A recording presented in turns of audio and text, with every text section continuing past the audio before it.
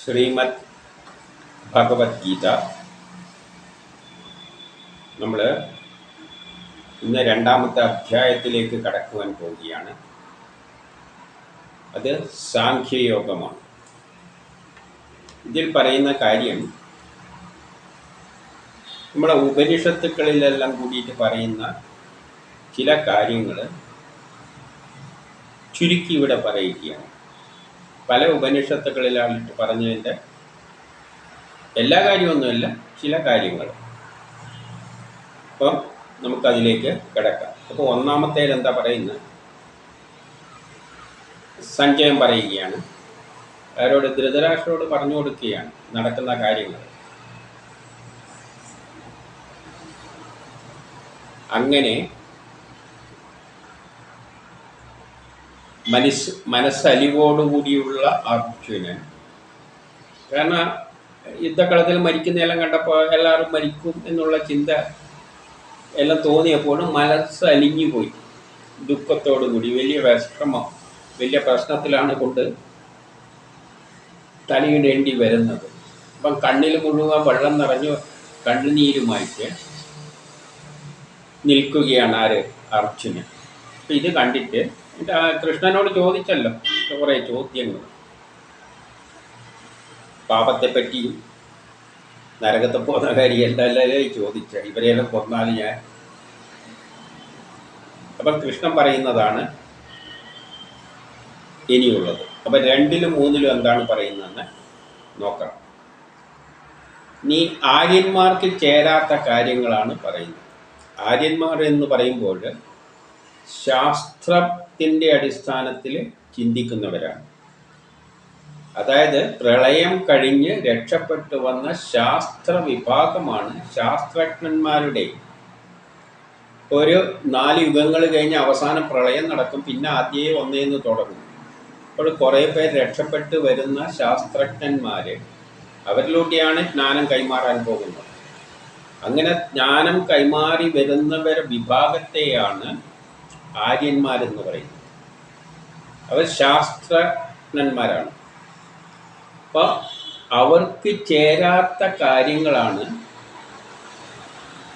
ചേരാത്തതും. ഇവർ ജ്ഞാനം തികഞ്ഞ, ശരിയായ ജ്ഞാനം തികഞ്ഞവർ ആര്യന്മാരാണ് എന്നാണ് പറയുന്നത്. കാരണം അവർക്കാണ് പ്രപഞ്ചത്തിൻ്റെ അവസാനം, ലോകത്തിൻ്റെ അവസാനം നശിക്കാൻ പോകുമ്പോൾ എല്ലാ ശാസ്ത്രജ്ഞാനവും മനസ്സിലാക്കിയിട്ട് അവരെന്തും മനസ്സിലാക്കുന്നുണ്ട്? പ്രപഞ്ച രഹസ്യം എല്ലാം മനസ്സിലാക്കുന്നുണ്ട്. അങ്ങനെയുള്ള ജ്ഞാനം തികഞ്ഞവരാണ്, രക്ഷപ്പെട്ടു വന്നവരാണ് ആര്യന്മാർ. അപ്പം അങ്ങനെയുള്ള അവർക്ക് യോജിച്ച കാര്യമല്ല നീ പറയുന്നത്. നീ സാധാരണ ജനങ്ങൾ പറയുന്ന കാര്യങ്ങളാണ് പറയുന്നത്. അപ്പോൾ ആര്യന്മാർക്ക് ചേരാത്തതും സ്വർഗം ലഭിക്കാത്തതും. സ്വർഗം എന്ന് പറയുമ്പോൾ സമൂഹത്തിലൊരു ഉന്നത സ്ഥാനമാണ്. നമ്മളൊരു കർമ്മം ചെയ്യുമ്പോഴാണ്, നമ്മൾ ജനിച്ചത് എന്തിനു വേണ്ടിയാണോ ആ കർമ്മങ്ങൾ ചെയ്ത് തീർക്കുമ്പോഴാണ് നമ്മളെ ജീവിതത്തിൻ്റെ ലക്ഷ്യം സാധിക്കുന്നത്. ജീവിത സാഫല്യം അതാണ്. അത് തന്നെയാണ് സ്വർഗം. ഒരാൾക്ക് എത്താൻ പറ്റുന്ന ഏറ്റവും ഉയർന്ന ലെവൽ എന്ന് പറയുന്നത് അവനവന് വിധിച്ച കർമ്മങ്ങൾ ചെയ്തു തീർക്കുകയാണ്. ഒരു നാടകത്തിൽ അഭിനയിക്കുമ്പോൾ വില്ലനായിട്ട് അഭിനയിക്കുന്ന മാതിരി വേറൊരാൾ, അല്ലെങ്കിൽ നായകനായിട്ട് അഭിനയിക്കുന്ന മാതിരി വില്ലൻ അഭിനയിക്കേണ്ട ആവശ്യമില്ല. അയാൾക്ക് ഒരു റോളുണ്ട്, ഓരോക്കെ ഓരോ റോളുണ്ട്. അത് ഭംഗിയായിട്ട് അവതരിപ്പിക്കുക. എന്നതിൽ കഴിഞ്ഞ് വേറെ ഒന്നും ആകാനൊന്നും പറ്റില്ല. ഓരോക്ക് വിധിച്ചതുണ്ട്, അത് ഭംഗിയായിട്ട് ചെയ്തു തീർക്കുമ്പോൾ അവൻ അവൻ്റെ മാക്സിമത്തിലെത്തി. അതുതന്നെയാണ് സ്വർഗമായ അവസ്ഥ. അതേസമയം നീ പറയുന്ന കാര്യങ്ങൾ അതിനൊന്നും യോജിച്ചതല്ല. നിനക്ക് പറ്റിയ, നിന്നെ എന്തിനാണോ സൃഷ്ടിച്ചത് അതല്ല നീ ചെയ്യാൻ പോകുന്നത്. അപകീർത്തികരവുമായി നീ അപകീർത്തി ഉണ്ടാക്കുകയാണ്. ആളുകൾ പറയും നിന്നെപ്പറ്റി മോശമായിട്ട്. അവനവിടെ യുദ്ധത്തിന് വലിയ വില്ലെടുത്ത് പോയതാണ്, ഇപ്പോൾ ഇതാ തിരിച്ചു വന്നിരിക്കുന്നതെന്ന് പറഞ്ഞ് നിന്നെ പരിഹസിക്കും. അപ്പോൾ അപകീർത്തികരവുമായ ചിന്ത നിന്നിൽ എങ്ങനെയാണ് ഉണ്ടായതെന്ന് ചോദിക്കുകയാണ്. ഇങ്ങനെയല്ലുള്ള അവസ്ഥ നിന്നിൽ എങ്ങനെയാണ് വന്നത്? ഇത് പുരുഷന്മാർക്ക് യോജിച്ച പ്രവൃത്തിയല്ല. അത് നമ്മൾ ഇന്നും പറയുന്നതാണ്. ഇത് ആ നിലയിൽ കണ്ടാൽ മതി. അത് നിനക്ക് വന്നുകൂടാ, നിനക്കത് ചേരില്ല. നിന്നെ സൃഷ്ടിച്ചത് ക്ഷത്രിയനായിട്ടാണ്, നീ ശത്രുനാശകനാണ്. നിന്നെ ജയിപ്പിച്ചത് ശത്രുക്കളെ ഇല്ലായ്മ ചെയ്യുവാനാണ്. അപ്പം നിന്റെ ധർമ്മം എന്ന് പറഞ്ഞത് അത് ചെയ്തു തീർക്കുകയാണ്. യുദ്ധത്തിൽ അധർമ്മികളെ കൊല്ലുകയാണ്, നിന്റെ ധർമ്മം സ്ഥാപിക്കുകയാണ് നിന്റെ കടമ. നീ ഈ ദൗർഭാഗ്യം ഒഴിവാക്കി, അതുകൊണ്ട് എന്തിനു വേണം? യുദ്ധത്തിന് വേണ്ടി എഴുന്നേൽക്കണം. അപ്പം ഇതെല്ലാം ഒരു മഹാഭാരത യുദ്ധത്തിൽ മാത്രമല്ല, നമ്മൾ പട്ടാളത്ത് പോയി കഴിഞ്ഞ് കഴിഞ്ഞാലും എന്താണ് നമ്മുടെ ധർമ്മം? എഴുന്നേറ്റ് ധൈര്യമായിട്ട് യുദ്ധത്തിന് പോകും. ഇത്രയും കാര്യങ്ങളെ ഇവിടെ പറയുന്നുള്ളൂ. ഇതിലൊന്നും വേറെ വളച്ചു കെട്ടിയിട്ട് ഒന്നും ചിന്തിക്കേണ്ട കാര്യമില്ല. യുദ്ധക്കളത്തിൽ ചെയ്യേണ്ട ഒരാളുടെ ധർമ്മം ഇതെല്ലാം തന്നെയാണ്. എത്രയോ യുദ്ധങ്ങൾ നടന്നിട്ടുണ്ട്. മഹാഭാരത യുദ്ധത്തിന് മുമ്പിൽ ലോകമഹായുദ്ധം 2 നടന്നിട്ടുണ്ട്, 1 നടന്നിട്ടുണ്ട്. ഇതിലെല്ലാം പങ്കെടുക്കേണ്ടവരുടെ ധർമ്മം എന്താണ്? വീരന്മാരാണ് അതിൽ പങ്കെടുക്കുന്നത്. അതിന് അവരാണ് ക്ഷത്രിയൻ, അവരുടെ ജോലിയാണത്. അതിലൂടെയാണ് ഐശ്വര്യം നേടുന്നത്. നമ്മൾ സുഭാഷ് ചന്ദ്രബോസിനെയല്ലോ ഓർക്കുന്നത് എന്തുകൊണ്ടാണ്? ആ ധീരത തന്നെയാണ്. അപ്പോൾ പിന്നെ 4-ലും 5-ലും എന്താണ് പറയുന്നത് നോക്കാം.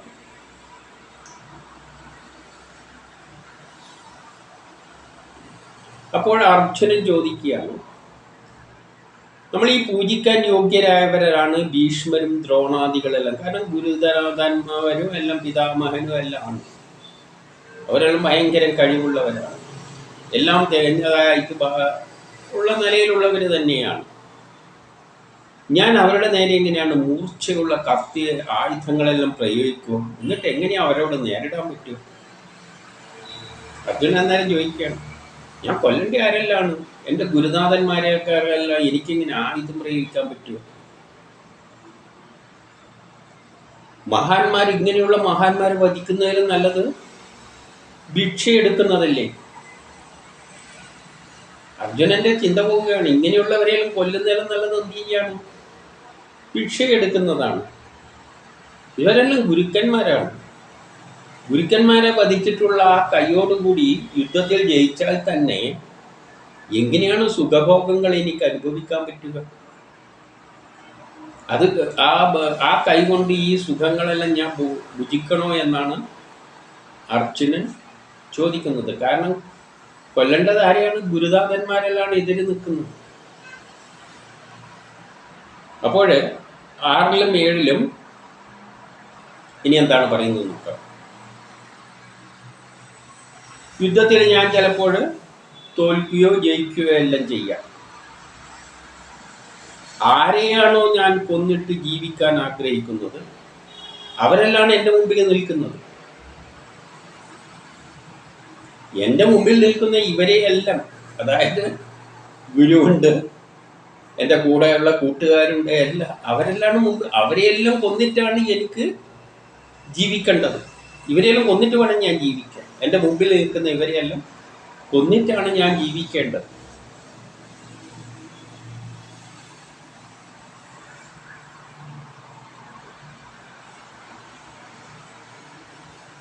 എന്നിട്ട് 8-9 പറയുകയാണ്, അതുകൊണ്ട് ഞാൻ വല്ലാത്തൊരു വിഷമഘട്ടത്തിന് ദൈന്യതയാൽ ബുദ്ധികെട്ട മനസ്സുമായി. അപ്പോൾ അർജുനനിപ്പം വലിയ ദൈന്യ അവസ്ഥയിലാണ് കൃഷ്ണൻ്റെ മുമ്പിൽ നിൽക്കുന്നത്. ബുദ്ധിയെല്ലാം കെട്ടുപോയി. എന്നിട്ട് പറയുകയാണ്, എനിക്ക് ശരിയായ മാർഗം ഉപദേശിച്ചത്. കൃഷ്ണനോട് ചോദിക്കുകയാണ്, ഞാൻ എന്താ ചെയ്യേണ്ടത്?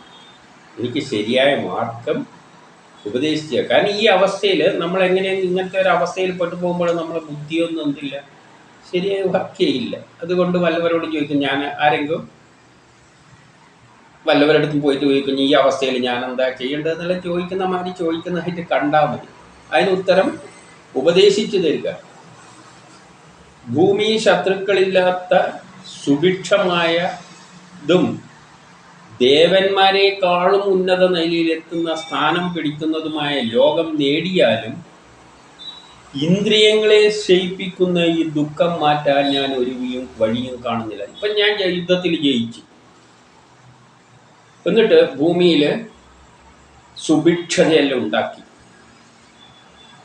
ദേവന്മാർക്ക് പോലും ലഭിക്കാത്ത സ്വർഗ സമാനമായ ലോകം ഇവിടെ ഉണ്ടാക്കി.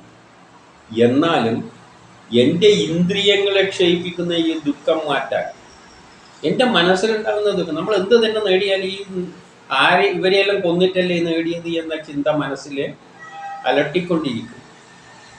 ഈ ദുഃഖം മാറ്റാൻ ഞാൻ ഒരു വഴിയും കാണുന്നില്ല. എൻ്റെ മനസ്സിൽ ഈ ദുഃഖം ഉണ്ടായിക്കഴിഞ്ഞാൽ അതെങ്ങനെയാണ് ഞാൻ മാറ്റുന്നത്?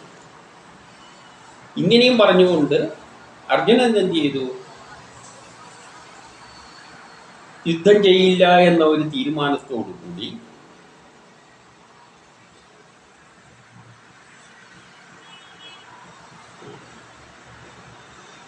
യുദ്ധം ചെയ്യില്ല എന്ന് അർജുനൻ അങ്ങ് തീരുമാനിച്ചുകൊണ്ട് അങ്ങനെ ഒന്നും മിണ്ടാതെ പിന്നെ അങ്ങനെ നിന്നു. ചോദ്യം ചോദിച്ചിട്ട് ഇത്രയും കൂടിയും പറഞ്ഞുകൊണ്ട് ഞാനെല്ലാം നേടിയെന്നെല്ലാം വെച്ചോ, വലിയ നല്ല സുന്ദരമായ ലോകമെല്ലാം ഉണ്ടാക്കി എന്ന് തന്നെ വെച്ചോ. പക്ഷെ ഇതെൻ്റെ മനസ്സിൽ നിന്ന് എപ്പോഴും കുത്തിക്കൊണ്ടിരിക്കും. ഇത് ഇല്ലാതാക്കാനുള്ള ഒരു വഴിയും എനിക്ക് കാണുന്നില്ല. അതുകൊണ്ട് ഇത്രയും പറഞ്ഞുകൊണ്ട് അർജുനൻ എന്ത് ചെയ്യുന്നു? ഒന്നും മിണ്ടാതെ തന്നെ അങ്ങനെ ഒരൊറ്റ നിൽപ്പങ്ങായി. ഇതൊന്നും പറയാനുമില്ല, ചോദിക്കാനുമില്ല. ഇതാര് പറയുന്നു? സഞ്ജയൻ പറഞ്ഞു കൊടുക്കുകയാണ്. ആരോട്? ധൃതരാഷ്ട്രം. ഇനി 10 മുതൽ 12 വരെയുള്ളത് നോക്കാം. അപ്പോൾ ചിരിച്ചുകൊണ്ട് കൃഷ്ണൻ പറഞ്ഞു, നീ പണ്ഡിതന്റെ ഭാവത്തിൽ, നീ വലിയ പണ്ഡിതന്റെ മാതിരിയാണ് സംസാരിച്ചത്. ഇപ്പോഴും നീ പണ്ഡിതന്റെ ഭാവത്തിലാണ് സംസാരിക്കുന്നത്. സാധാരണക്കാരെല്ലാം ചിന്തിച്ചു കഴിഞ്ഞാലും ശരിയാണ്, വലിയ പണ്ഡിതനായ വർത്തമാനമാണ് പറയുന്നത്. സാധാരണക്കാരനെ സംബന്ധിച്ചിടത്തോളം നമുക്കെല്ലാം തോന്നും അർജുനൻ പറയുന്നത് വലിയ പാണ്ഡിത്യമാണ്. നീ പണ്ഡിതന്റെ ഭാവത്തിൽ ദുഃഖിക്കേണ്ടത് ആരെപ്പറ്റി ദുഃഖിക്കേണ്ടേ? അവരെ കുറിച്ചാണ് ദുഃഖിക്കുന്നത്. ദുഃഖിക്കേണ്ട കാര്യമൊന്നുമില്ല, ദുഃഖിക്കാൻ ഒരു കാര്യമില്ലാത്തവരെ പറ്റിയാണ് നീ ദുഃഖിക്കുന്നത്. എന്നിട്ടാണ് ഇത് സംസാരിക്കുന്നത്. അവരെപ്പറ്റി ദുഃഖിക്കേണ്ട ഒരു കാര്യമില്ല. അവരെപ്പറ്റി ആരെപ്പറ്റിയാണോ ദുഃഖിക്കേണ്ടത് അവരെപ്പറ്റി ദുഃഖിച്ചുകൊണ്ടാണ് നീ ഇരിക്കുന്നത്. മരിച്ചവരെ കുറിച്ചും മരിക്കാത്തവരെ കുറിച്ചും അനുശോചിക്കാറില്ല. അപ്പം പണ്ഡിതന്റെ പ്രത്യേകത എന്താണെന്ന് വെച്ചാൽ അവർ മരിച്ചവരെ പറ്റിയും ചിന്തിക്കില്ല, മരിക്കാത്തവരെ പറ്റിയും ചിന്തിക്കില്ല. ഉപനിഷത്തിലേക്ക് കടക്കുകയാണ്. മരിച്ചവരും മരിക്കാത്തവരും തമ്മിൽ എന്തില്ല? വലിയ വ്യത്യാസമൊന്നുമില്ല. പണ്ഡിതനെ സംബന്ധിച്ചിടത്തോളം മരിക്കുന്നതും മരിക്കാതിരിക്കുന്നതും 2 അവസ്ഥകൾ മാത്രമാണ്, വേറെ വ്യത്യാസമൊന്നുമില്ല. അപ്പം അവർ മരിച്ചോട്ടെ ജീവിച്ചോട്ടെ, അവരെപ്പറ്റി ദുഃഖിക്കുന്നതിൽ ഒരർത്ഥമില്ല. പണ്ഡിതര് ആരെങ്കിലും മരിച്ചത് കൊണ്ടോ ആരെങ്കിലും ജനിച്ചത് കൊണ്ടോ ഒന്നും ദുഃഖിക്കുകയോ സന്തോഷിക്കുകയോ ചെയ്യേണ്ട ആവശ്യമില്ല. എന്തുകൊണ്ടെന്ന് അടുത്തയിലേക്ക് പറയാൻ പോവുകയാണ്. എന്താണ്? 12:13 പറയുകയാണ്, ഞാനും നീയും ഈ രാജാക്കന്മാരും. അവിടെയാണ് ഉപനിഷത്തിൻ്റെ ഇതിലേക്ക് കടക്കുന്നത്. അത് വലിയൊരു സത്യമാണ്. അത് സാധാരണക്കാരന് അത്ര ഉൾക്കൊള്ളാൻ പറ്റില്ല. ഉൾക്കൊള്ളാൻ പറ്റാതെയൊന്നുമില്ല, പക്ഷേ അതിന് കുറച്ച് ശാസ്ത്രബോധമല്ല കടന്നു ചിന്തിക്കണം. എങ്കിലും മാത്രമേ ആ വിഷയത്തിൽ, അത് ഉപനിഷത്തിൽ വരുന്ന കാര്യമാണ്. നീയും ഞാനും, അതായത് കൃഷ്ണൻ പറയാണ്, ഞാനും നീയും അർജുനനും ഈ രാജാക്കന്മാരും ഒരിക്കലും ഇല്ലാതായിട്ടില്ല.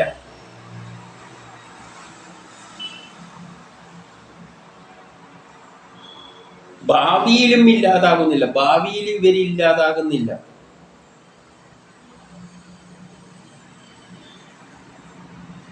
ഏതുപോലെ എന്നാൽ, അപ്പൊ ഇവരൊന്നും ഒരിക്കലും ഇല്ലാതെയാകുന്നില്ല എന്നാണ് പറയുന്നത്. അപ്പൊ സാധാരണക്കാരന് പെട്ടെന്ന് മനസ്സിലാവില്ല, കൊന്നു കഴിഞ്ഞാൽ പിന്നെ ഇല്ലാതെയാവില്ല. അപ്പോഴാണ് എന്താണ്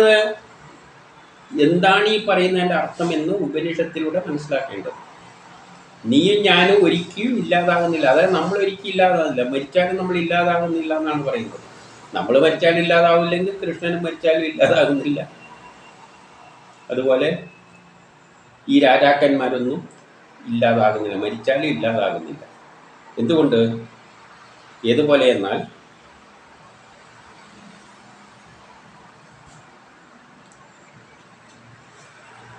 മനുഷ്യരിൽ കൗമാരം, യൗവനം, ജര എന്നിവ പോലെ തന്നെയാണ് മരണം. നമ്മൾ കൗമാരമായ ഒരവസ്ഥയുണ്ട്, അതെല്ലാം വിട്ടിട്ടാണ് നമ്മൾ എന്തായ യൗവനത്തിലേക്ക് കടന്നു. പിന്നെ മുടിയും നരച്ച്. ഇതിലൊന്നും നമ്മൾ ദുഃഖിക്കുന്നൊന്നുമില്ല, കാരണം ഇതെല്ലാം സംഭവിച്ചുകൊണ്ടിരിക്കുകയാണ്. അല്ല, എൻ്റെ മുടി നരച്ചു പോയി എന്നും പറഞ്ഞുകൊണ്ട് എല്ലാം എൻ്റെ ചെറുപ്പകാലം പോയി എന്ന് ഇതുപോലെ ചിന്തിച്ചിട്ട് നമ്മൾ ദുഃഖിക്കുന്നുണ്ട്. ഒരു ദിവസം കഴിയുമ്പോൾ അയ്യോ എൻ്റെ ഒരു ആയുസ് കുറഞ്ഞു പോയാലും ഇങ്ങനെ പറഞ്ഞ് ദുഃഖിക്കുന്നുണ്ട്. ദുഃഖിക്കുന്നതിൽ അർത്ഥമില്ല. ചിന്തിക്കുന്നവർക്ക് ഇതിങ്ങനെയാണ് പോവുക, ഇങ്ങനെ പോകുന്നതിൽ പിന്നെ നമ്മൾ ദുഃഖിക്കേണ്ട കാര്യമൊന്നുമില്ല. പിന്നെ എന്തുണ്ട്, അതുപോലെ കുറച്ചു കാലം കഴിയുമ്പോൾ മരിക്കുകയും ചെയ്യും. അപ്പം മരണം എന്നത് ജീവിതത്തിൻ്റെ ഒരു ഭാഗമാണ്. മുടി നരക്കുന്ന പോലെ തന്നെയാണ് മരിക്കുന്നത്, വയസ്സാകുന്നത് പോലെ തന്നെയാണ് മരണവും. വയസ്സാകും, കുറച്ച് കഴിയുമ്പോൾ മരിക്കുകയും ചെയ്യും, അല്ലെങ്കിൽ അതിന് മുമ്പിലും മരിച്ചു പോകും. അപ്പം അത് ജീവിതത്തിൻ്റെ ഒരു ഭാഗമാണ്. അപ്പം ഇതിലൊന്നും നമ്മൾ ദുഃഖിക്കുന്നൊന്നുമില്ല. പിന്നെ ഈ മരണത്തിൽ ദുഃഖിക്കേണ്ട കാര്യം എന്തിരിക്കുന്നു?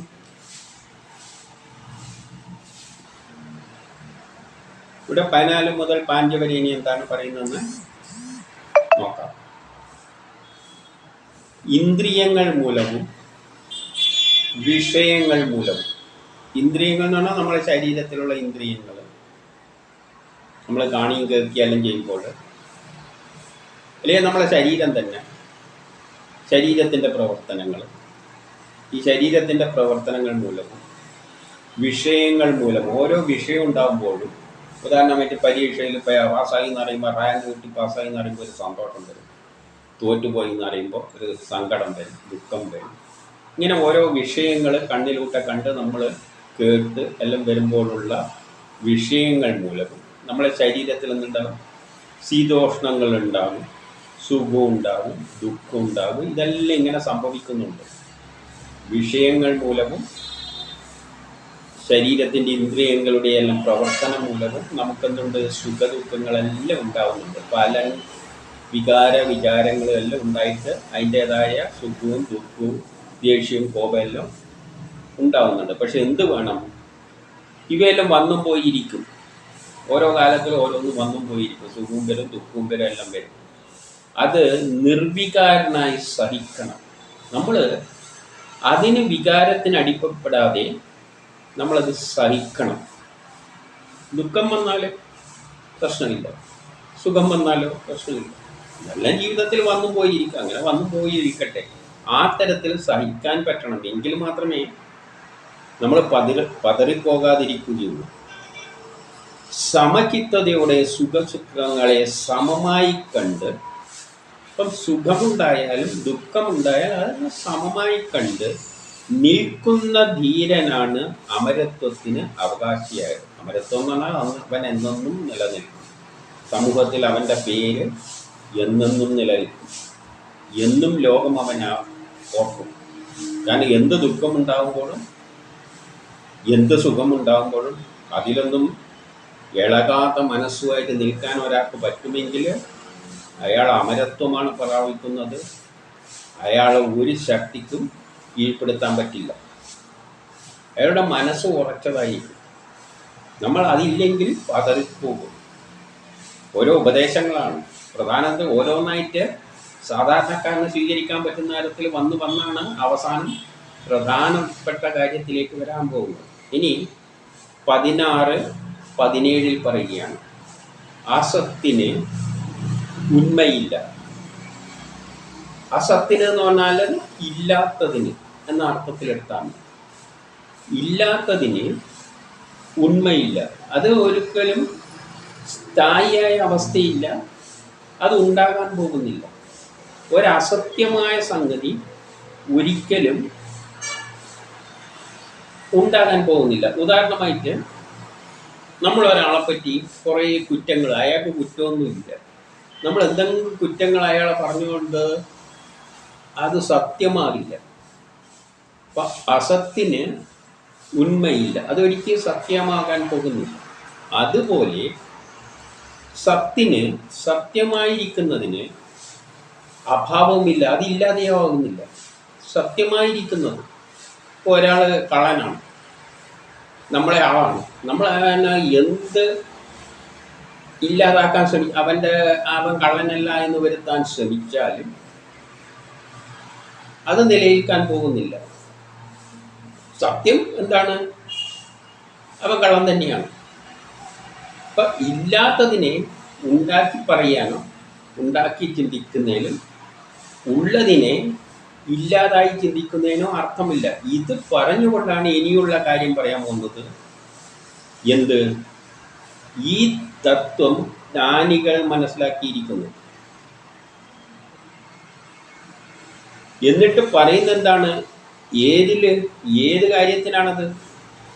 അല്ലാതെ ഒരു തേങ്ങ എടുത്തിട്ട് ഈ തേങ്ങ ഇല്ല എന്ന് പറയുന്നത് മണ്ടത്തരമാണ്.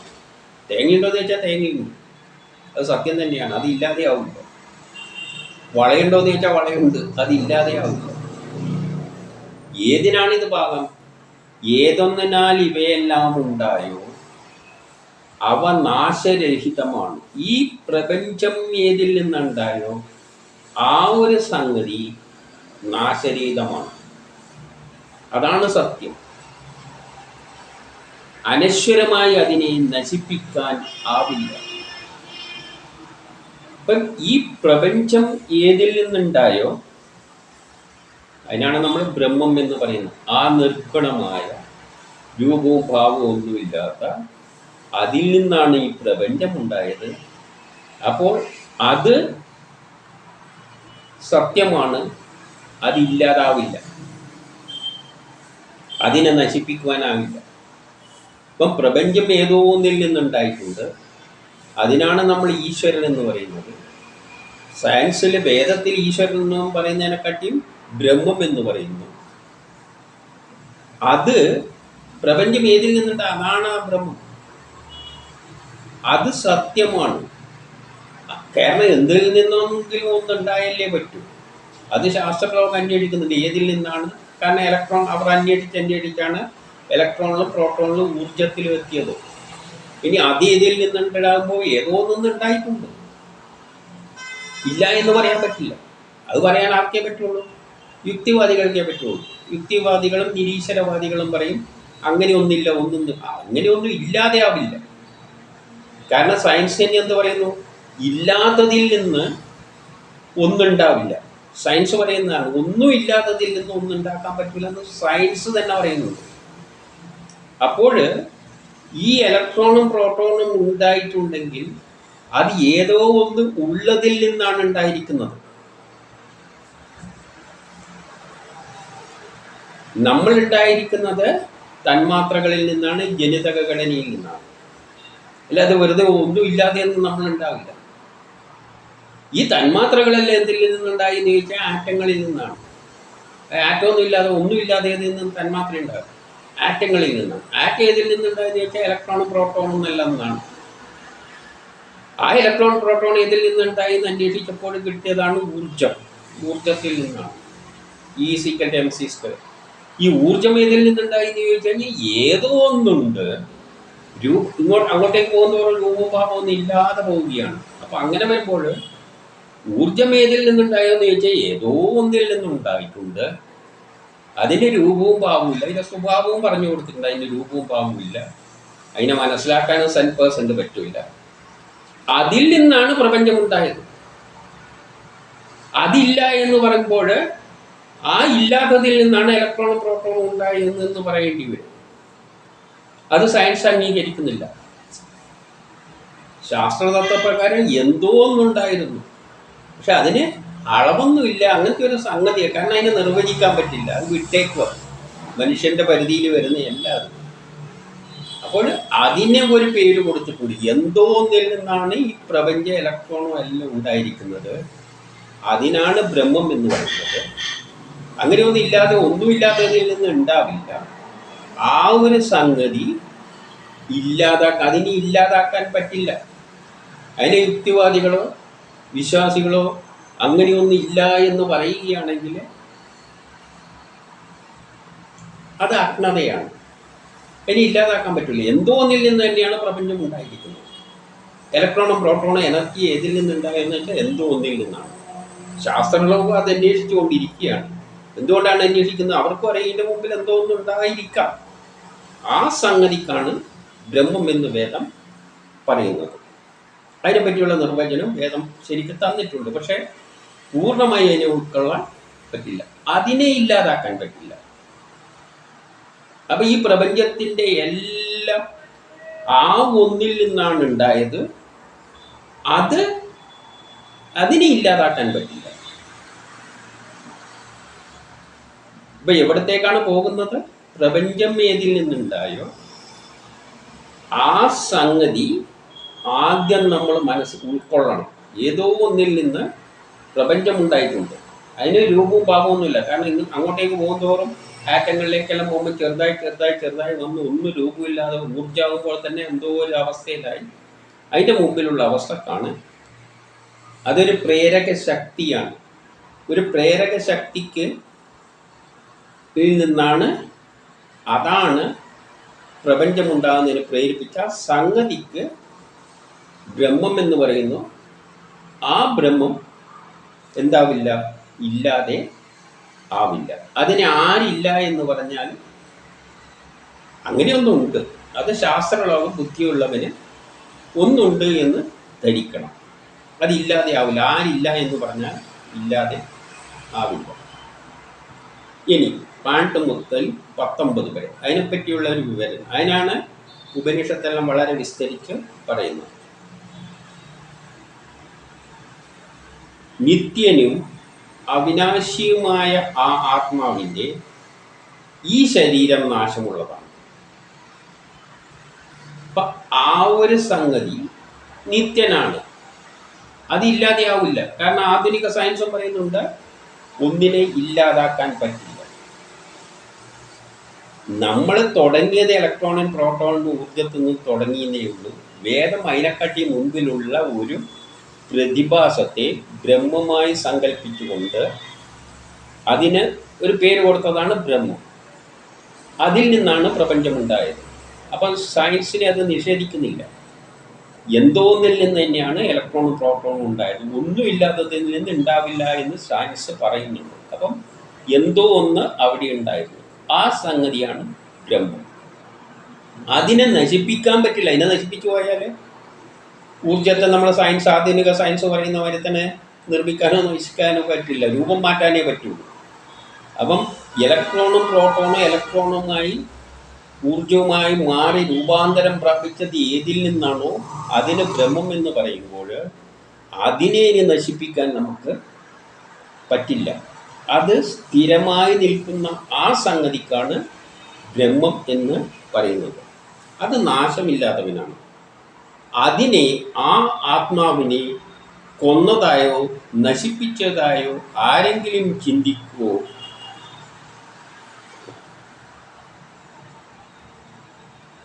ആരെങ്കിലും ചിന്തിക്കുന്നെങ്കിൽ ആ ഒരു ആത്മാവിന്, അതിനാണ് അവർ പേര് കൊടുത്ത ആത്മാവ്, പരമാത്മാവ് എന്ന പേര്.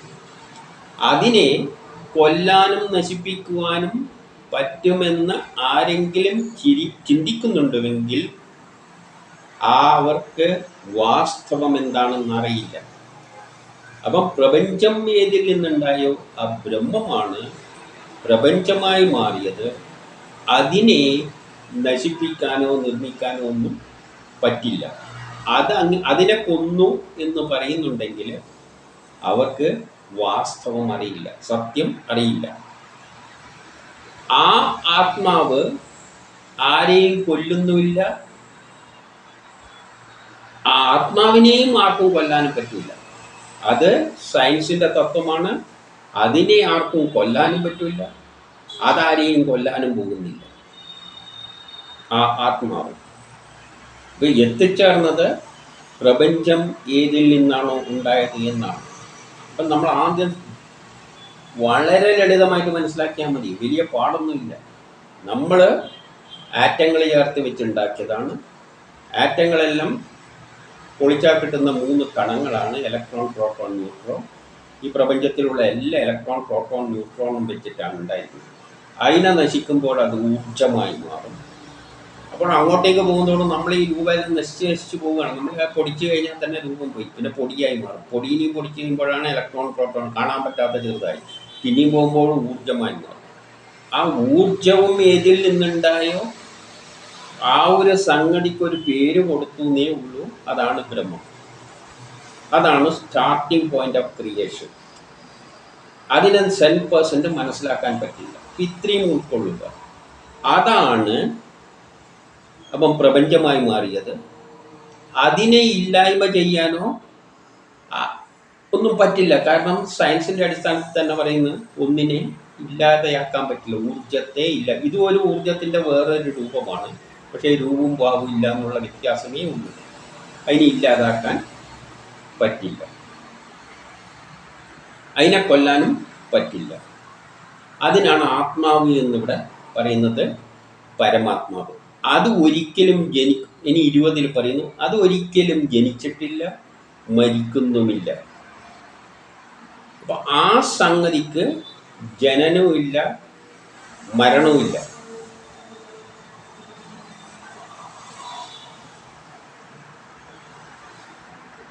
അതേസമയം ജനിച്ചിട്ട് വീണ്ടും ജനിക്കാതിരിക്കുന്നുമില്ല. അത് വല്ല രൂപത്തിലും അത് പ്രകടമാകുന്നുണ്ടെങ്കിൽ അത് മരിച്ചാലും വേറൊരു രൂപത്തിൽ അത് പ്രകടമാകും. അവിടെയാണ് നമ്മളൊരു മനസ്സിലാക്കേണ്ടത്. നമ്മളൊരു മാവിങ്ങനെ കുഴച്ച് വെച്ചിരിക്കുകയാണ്, ഗോതമ്പെടുത്ത് കുഴച്ചൊരു മാവ് വെച്ചിരിക്കുകയാണ്. ഇതിങ്ങനെ ഉരുണ്ടതാണ് ഇതിൻ്റെ രൂപമൊന്നും. ഈ മാവിൽ നിന്ന് ഒരു ഭാഗം നമ്മളിങ്ങനെ ഉരുട്ടിയിട്ട് ഇങ്ങനെ വിരലുമാരി ആക്കിയിരിക്കുകയാണ്. ഇത് ഉരുണ്ട മാവായിരുന്നു, ഇതിനെ ഞാൻ ഉരുട്ടിയിട്ട് മാറിയതാണ്. അപ്പം ഇങ്ങനെ കൈ രൂപത്തിലായി ആ മാവ്. ഇത് മാവിൻ്റെ കൈയാണെന്ന് വിചാരിച്ചാൽ മതി. ഇതാണ് ജനിച്ചു മരിച്ചതായിട്ട് നമ്മൾ ചിന്തിക്കുന്നത്. യഥാർത്ഥത്തിൽ ഇത് ഈ മാവ് തന്നെയാണ്. മാവിന് ജന്മവും മരണമൊന്നും ഉണ്ടായിട്ടില്ല, അതിനൊന്നും ഉരുട്ടിയിട്ട് ഇങ്ങനെ ആക്കിയെന്നേ ഉള്ളൂ. പക്ഷെ ഈ സംഗതി ഇങ്ങനെയുള്ള രൂപം നശിച്ചതാണ് നമ്മൾ മരണമായിട്ട് കാണുന്നത്. ഇതാണ് നേരത്തെ ഞാൻ പറഞ്ഞ, കുറച്ച് ചിന്തിക്കുന്നവർക്ക് അതിൻ്റെ ആശയം എന്താണെന്ന് പിടികിട്ടിയത്. മാവുണ്ട്, ഗോതമ്പ് മാവാണ്. ഞാൻ ഗോതമ്പ് മാവ് ഇങ്ങനെ ഉരുട്ടി വെച്ചു. ആരെങ്കിലും ഒരു മാവ് കുഴച്ച് വെച്ചാൽ അടിയുണ്ട്. ചിലപ്പോൾ ഞാൻ ഉരുത്തുമ്പോൾ അതിൻ്റെ രസത്തിന് ചിലപ്പോൾ കുറച്ചിങ്ങനെ ആക്കിയിട്ട് ഇങ്ങനെ വെച്ചിട്ടുണ്ടാവും. എന്നാലും എന്നോട് ചോദിച്ചാൽ മാവുണ്ടോ, ഞാൻ ഇതൊക്കെ കുഴച്ച് വെച്ചിട്ടുണ്ടാവും. അവർ വന്ന് നോക്കുമ്പോൾ ഇങ്ങനെ ഉരുട്ടിയിട്ട് ഒരുമാതിരി ഓരോ സ്ഥലത്തെല്ലാം ഇങ്ങനെയല്ല ഉണ്ടാവും. അത് ഇങ്ങനെ ആക്കി വെച്ചിട്ടുണ്ട്. അവർക്കതിൽ പ്രശ്നമൊന്നും ഉണ്ടാവില്ല. ഇനിയും പിടിച്ചൊന്ന് നമുക്ക് അമർത്തിയാൽ മതി, മാവായിക്കോളും. അപ്പം ആ മാവിൻ്റെ ഓരോ ഭാഗങ്ങൾ ഇങ്ങനെ രൂപാന്തരം ഇതിൽ നിന്ന് വേർപെടുന്നില്ല. ഇതേപോലെ തന്നെയാണ് ആ ബ്രഹ്മം ഓരോ രൂപം ധരിക്കുമ്പോൾ ഇത് ജനനമായിട്ട് നമുക്ക് കാണാം. ഈ മാവ് തന്നെയാണ് ഈ വിരളായിട്ട് മാറിയിരിക്കുന്നത്. പക്ഷെ ഇതെല്ലാം ഒന്ന് തന്നെയാണ്. അപ്പം ഈ പരമാത്മാവിന് ജനനവും മരണമൊന്നുമില്ല. ഇത് തന്നെയാണ്. പക്ഷെ ഒരു ഭാഗം കുറച്ച് ഈ രൂപത്തിലായി മാറി. അപ്പോൾ ഇതിനെ നമുക്ക് എന്ത് പറയാം, ജനനം എന്ന് പറയാം. ഇതിനെ അങ്ങ് അമർത്തിക്കഴിഞ്ഞാൽ പിന്നെ ഈ മാവ് തന്നെയായി മാറും. പിന്നെ ഉരുട്ടിയിട്ട് വേറെ ഈ സ്ഥലത്ത് വേറെ മാതിരി കുറച്ച് വണ്ണത്തിലുണ്ടാക്കാം, പിന്നെ അമർത്തിയിട്ടാക്കാം. പക്ഷെ ഈ സംഗതി പരമാത്മാവിന് ജനനവും മരണമൊന്നുമില്ല. ഇതിൽ ചില സംഗതികൾ മനുഷ്യരായ രൂപത്തിലെല്ലാം ഉണ്ടാക്കിയെടുത്തിട്ട് ഇങ്ങനെ ആയിക്കഴിഞ്ഞാൽ ഇതിൻ്റെ അകത്തൊരു തലവാരിയാക്കി, ഇവിടെ കുറച്ച് തലമാരിയാക്കിയിട്ട് അതിൻ്റെ അകത്തൊരു ബുദ്ധി കൊടുത്തു കഴിഞ്ഞാൽ ഇത് ഞാനെന്ന് ചിന്തിക്കും, ഇതും ഞാനെന്ന് ചിന്തിക്കും. അപ്പോഴും അതങ്ങ് ഉരുട്ടിക്കഴിഞ്ഞ് കഴിഞ്ഞാൽ ഇതേമാതിരിയോ, പിന്നെയും കൂടി ഉരുട്ടിക്കഴിഞ്ഞാൽ മറ്റേ മാതിരിയോ.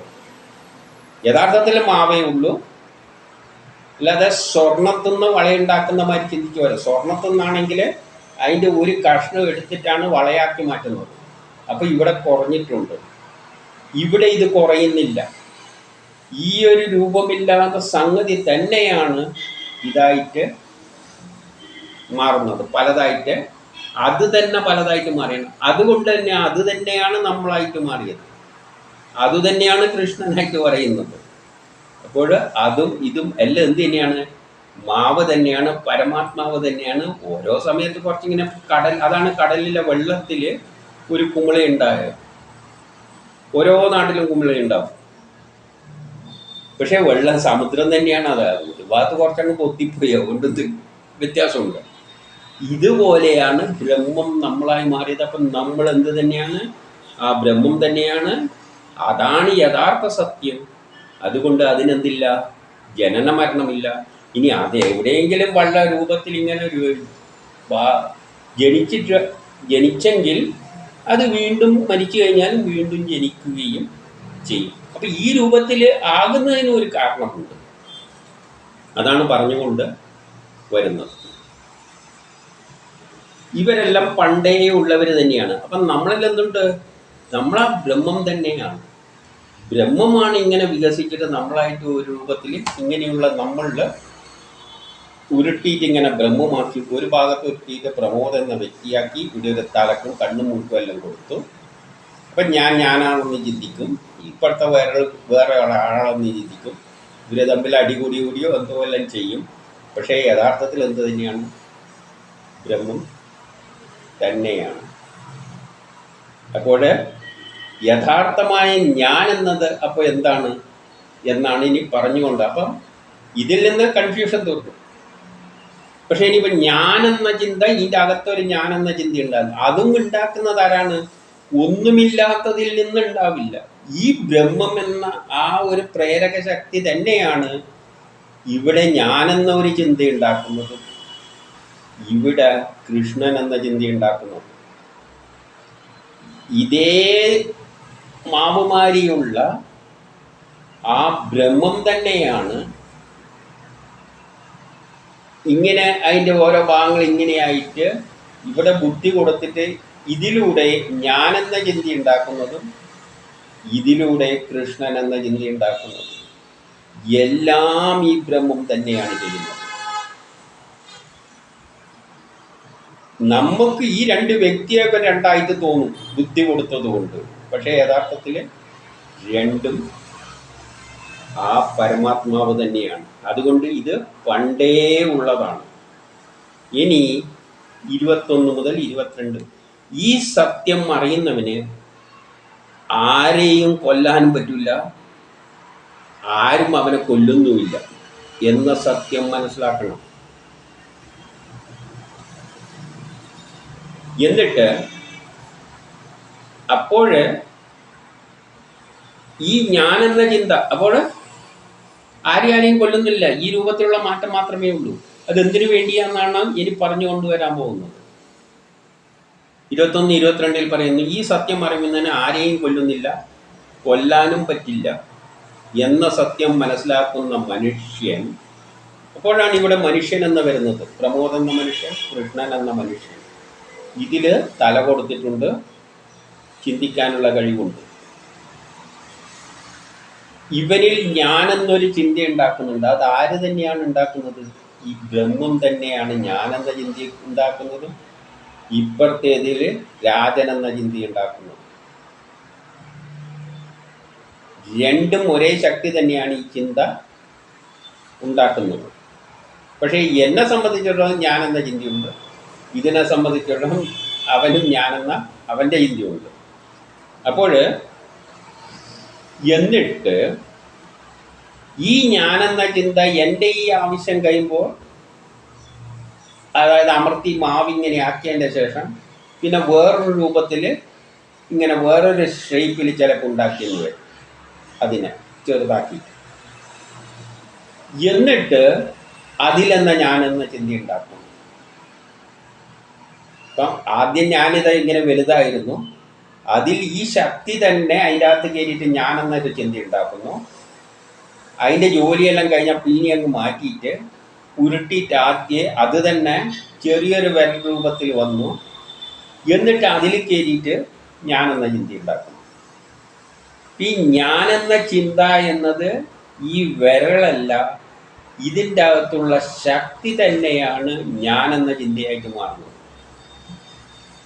അപ്പോൾ ഇവിടെ ഉണ്ടായിരുന്ന ഞാനും തമ്മിലുള്ള വ്യത്യാസം എന്താണെന്ന് വെച്ചാൽ ഈ വിരലിൻ്റെ ഷേപ്പിലെ വ്യത്യാസമുള്ളൂ. അത് ഏതുപോലെ എന്നാൽ മനുഷ്യർ കീറിയ വസ്ത്രം എടുത്ത് കളഞ്ഞിട്ട് വേറൊരു വസ്ത്രം ഇടുന്നതിന് സമാനമാണ്.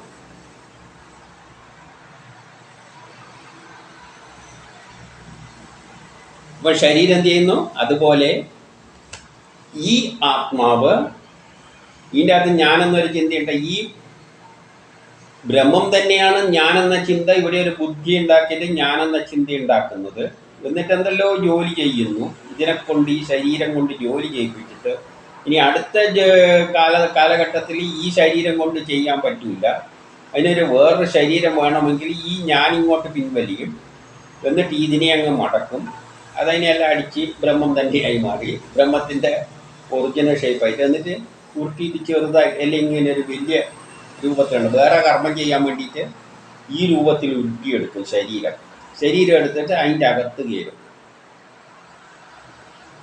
അപ്പം ഈ ഞാനെന്ന് പറയുന്ന സംഗതി ഈ ശരീരമല്ല.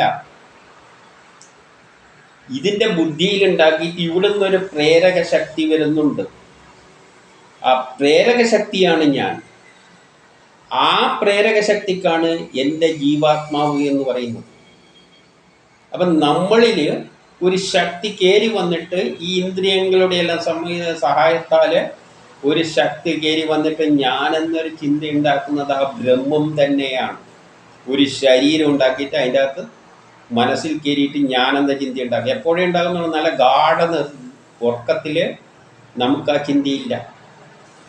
കർമ്മം ചെയ്യേണ്ട ആവശ്യം വരുമ്പോൾ ഞെട്ടി ഉണരുമ്പോൾ എന്നിലൂട്ടി അത് കയറിയിട്ട് അത് തന്നെ കയറിയിട്ട് ഞാനെന്നൊരു ചിന്തയായിട്ട് മാറും.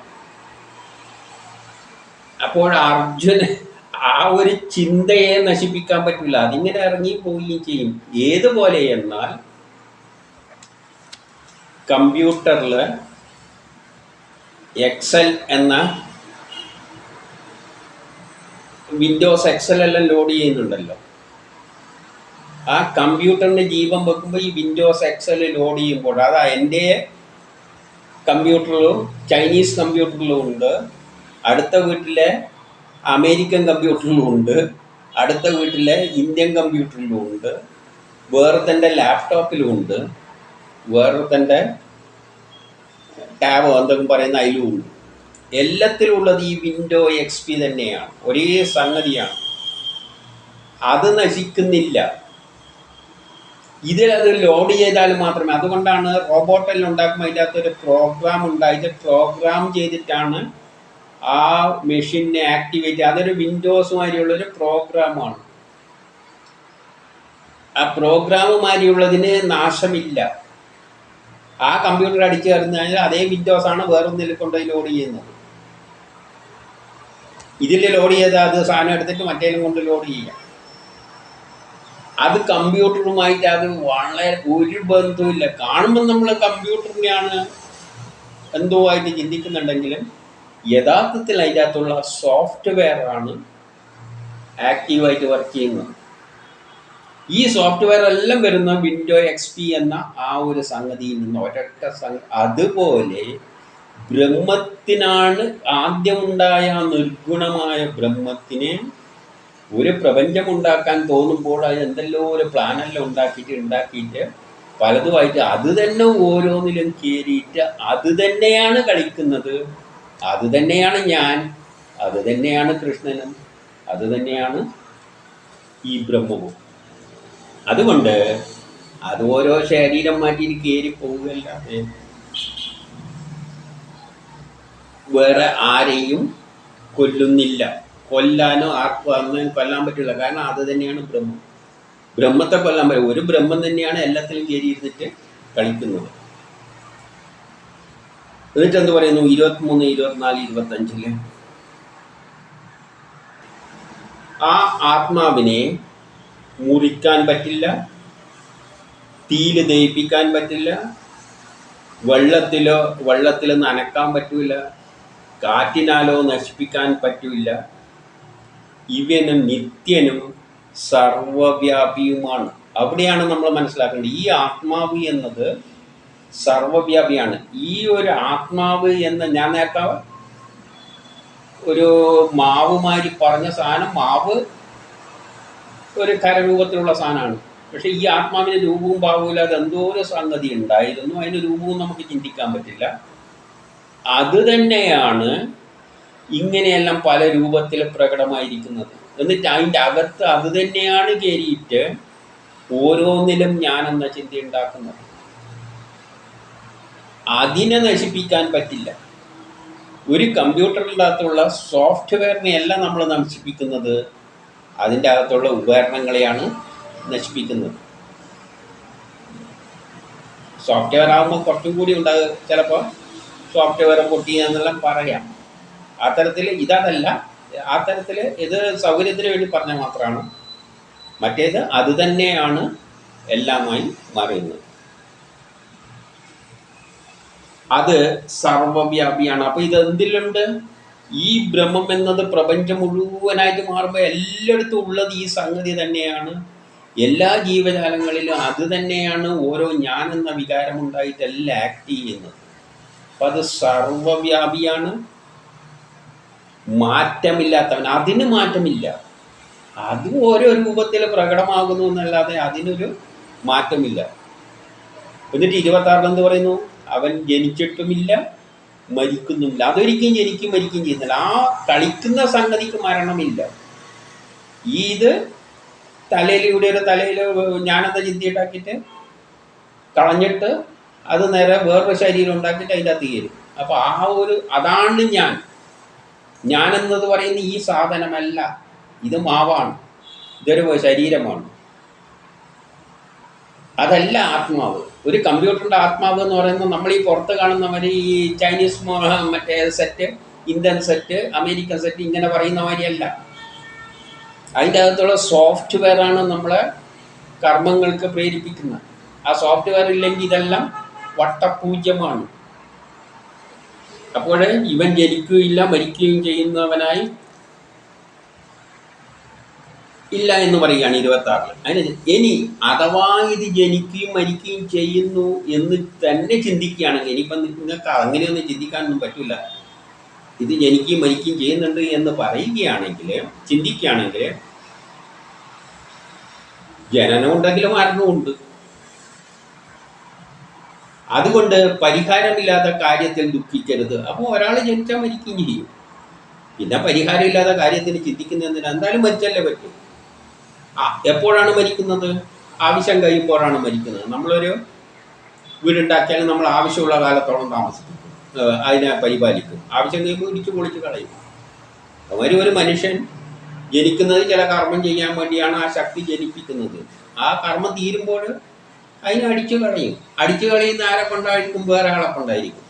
അതുകൊണ്ട് ഭീഷ്മർക്കും ദ്രോണാചാര്യരെല്ലാം കാലം കഴിഞ്ഞു. ഇനി അയാൾക്ക് ഈ ലോകത്തിൽ ഒരു കാര്യവും ചെയ്യാനില്ല. അതുകൊണ്ട് അർജുനനെ വെച്ച് അടിച്ചു കൊല്ലിക്കുന്നു. അത്രയും വേറെ കാര്യമൊന്നുമില്ല. 2 റോബോട്ട് ഉണ്ടാക്കിയിട്ട്, രണ്ടും സോഫ്റ്റ്വെയർ, വിൻഡോസോ എക്സലോ എന്തോ ആയിരിക്കുന്നുണ്ട് അതിൻ്റെ സോഫ്റ്റ്വെയർ എന്ത് ചെയ്യുന്നു? ഓരോ കർമ്മങ്ങൾ ചെയ്യുന്നു. ഇതിനെ കൊണ്ടൊരു ജോലി ചെയ്യിക്കും, ഇതിനെ കൊണ്ടൊരു ജോലി. 2 റോബോട്ടാണ്. അവസാനം ഇതിൻ്റെ ആവശ്യം കഴിഞ്ഞാൽ ഈ റോബോട്ടിനെ അടിച്ചു കൊള്ളാനുള്ള ഈ റോബോട്ട് ഉപയോഗിച്ചിട്ട് എന്ത് ചെയ്യും? ഇതിനെ അടിച്ച് വരും. റോബോട്ട് എന്ന് വേണ്ട, നമ്മളെ ഇപ്പം ചില മെഷീനെല്ലാം ഉണ്ടല്ലോ, കിളക്കാനെല്ലാം ഉപയോഗിക്കുന്ന മെഷീന്, മറ്റേതിനെല്ലാം മരമെല്ലാം പൊട്ടിക്കുന്നതെല്ലാം മെഷീനുണ്ടല്ലോ, JCB എല്ലാം ഉണ്ടാകും. അപ്പോൾ 2 JCB ആണ്. 2 ഓരോ കർമ്മങ്ങളെല്ലാം ചെയ്യും. അത് കഴിഞ്ഞിട്ട് ഈ JCB മോശമായി എന്ന് വെച്ചോ, അപ്പോൾ ഈ JCB എടുത്ത് ഇതിനെ അടിച്ച് നശിപ്പിക്കും. അത്രയേ ഉള്ളൂ. അതുമാതിരി ഭീഷ്മരെയും ദ്രോണാചാര്യരെല്ലാം ആവശ്യമുള്ള കാലത്തോളം അയാളെ പരിപാലിച്ചിട്ടുണ്ട്, അയാളെ കർമ്മമെല്ലാം ചെയ്തിട്ടുണ്ട്. ഇനിയിപ്പോൾ ആവശ്യം കഴിഞ്ഞ് അർജുനെ കൊണ്ട് അടിച്ച് ജയിപ്പിക്കുകയാണ്. ഇത് ആരാണ് ചെയ്യുന്നത്? അകത്തുള്ള പ്രോഗ്രാം. അതുകൊണ്ട് മരണം നിശ്ചയമാണ്. അതിൻ്റെ ആവശ്യം കഴിഞ്ഞ് അവൻ മരിക്കുന്നു. അപ്പം നീ കൊല്ലുന്നു, അതിൽ കൂടുതലൊന്നും ഇല്ല.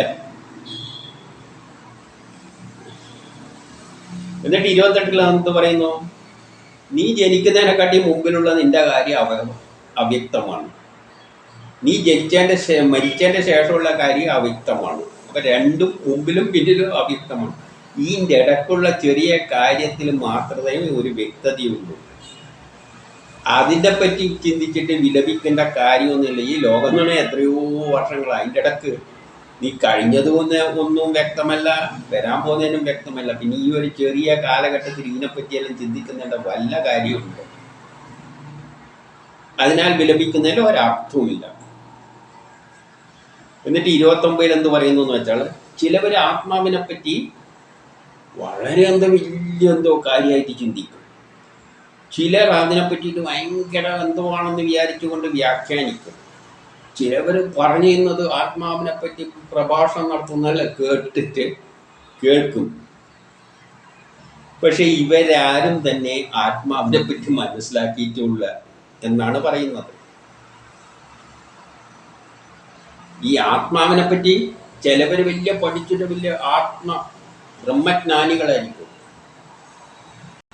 ചിലവരുടെ നടത്തെല്ലാം കണ്ടു കഴിഞ്ഞാൽ ബ്രഹ്മജ്ഞാനികളാണ്, എല്ലാം തികഞ്ഞിരിക്കുകയാണ്. എന്നിട്ട് അതിനവർ വലിയ പ്രഭാഷണങ്ങൾ നടത്തും. കുറേ ആൾക്കാർ അവരിൽ നിന്ന് കേൾക്കാൻ വേണ്ടിയിട്ട് കേൾക്കുകയും ചെയ്യും, കേട്ടുകൊണ്ടിരിക്കുകയും ചെയ്യും. എന്നിട്ട് ഇവിടെ എന്താ പറയുന്നത്? ഇവന്മാർക്കൊന്നും ബ്രഹ്മത്തെപ്പറ്റി മനസ്സിലായിട്ടില്ല. കാരണം വേദവ്യാസം തന്നെ പറയുന്നു, ഏതോ ഒന്നിൽ നിന്ന് പ്രപഞ്ചമുണ്ടായി. വേദവ്യാസം കാരണം ഇലക്ട്രോൺ, പ്രോട്ടോൺ, ഊർജം, ഏതിൽ നിന്നുണ്ടായെന്ന് ശാസ്ത്രലോകം അങ്ങനെ അന്വേഷിച്ചുകൊണ്ടിരിക്കുകയാണ്. അപ്പം വേദവും അന്വേഷിച്ച് ഈ ഋഷികളെല്ലാം, കാരണം ശാസ്ത്രലോകം ഏറ്റവും അവസാനം പുരോഗമിച്ചിട്ട് ഏറ്റവും മാക്സിമത്തിൽ എത്തിക്കഴിഞ്ഞാലാണ് ഇതെല്ലാം തള്ളിപ്പൊളിച്ച് ആദ്യം ഒന്നേ നിന്ന് കാടന്മാരിൽ നിന്ന് തുടങ്ങുന്നത്. രക്ഷപ്പെട്ടവർ അവരാണ് ഇതെല്ലാം എഴുതി വെച്ചിരിക്കുന്നത്. അപ്പോൾ അവർക്ക് കിട്ടേണ്ട മാക്സിമത്തിൽ അവർ മനസ്സിലാക്കിയിട്ട് എന്ത് പറഞ്ഞു? ഒരു സംഗതി അവൻ്റെ ഒന്നുമില്ലാതെ നിന്നുണ്ടാവില്ല എന്ന് സയൻസ് അവർ പഠിക്കണം. ഒരു സംഗതി ഉണ്ടായിരുന്നു, അതാണ് ഇലക്ട്രോണും പ്രോട്ടോണുമായിട്ട് ഇതെല്ലാമായിട്ട് മാറിയത്.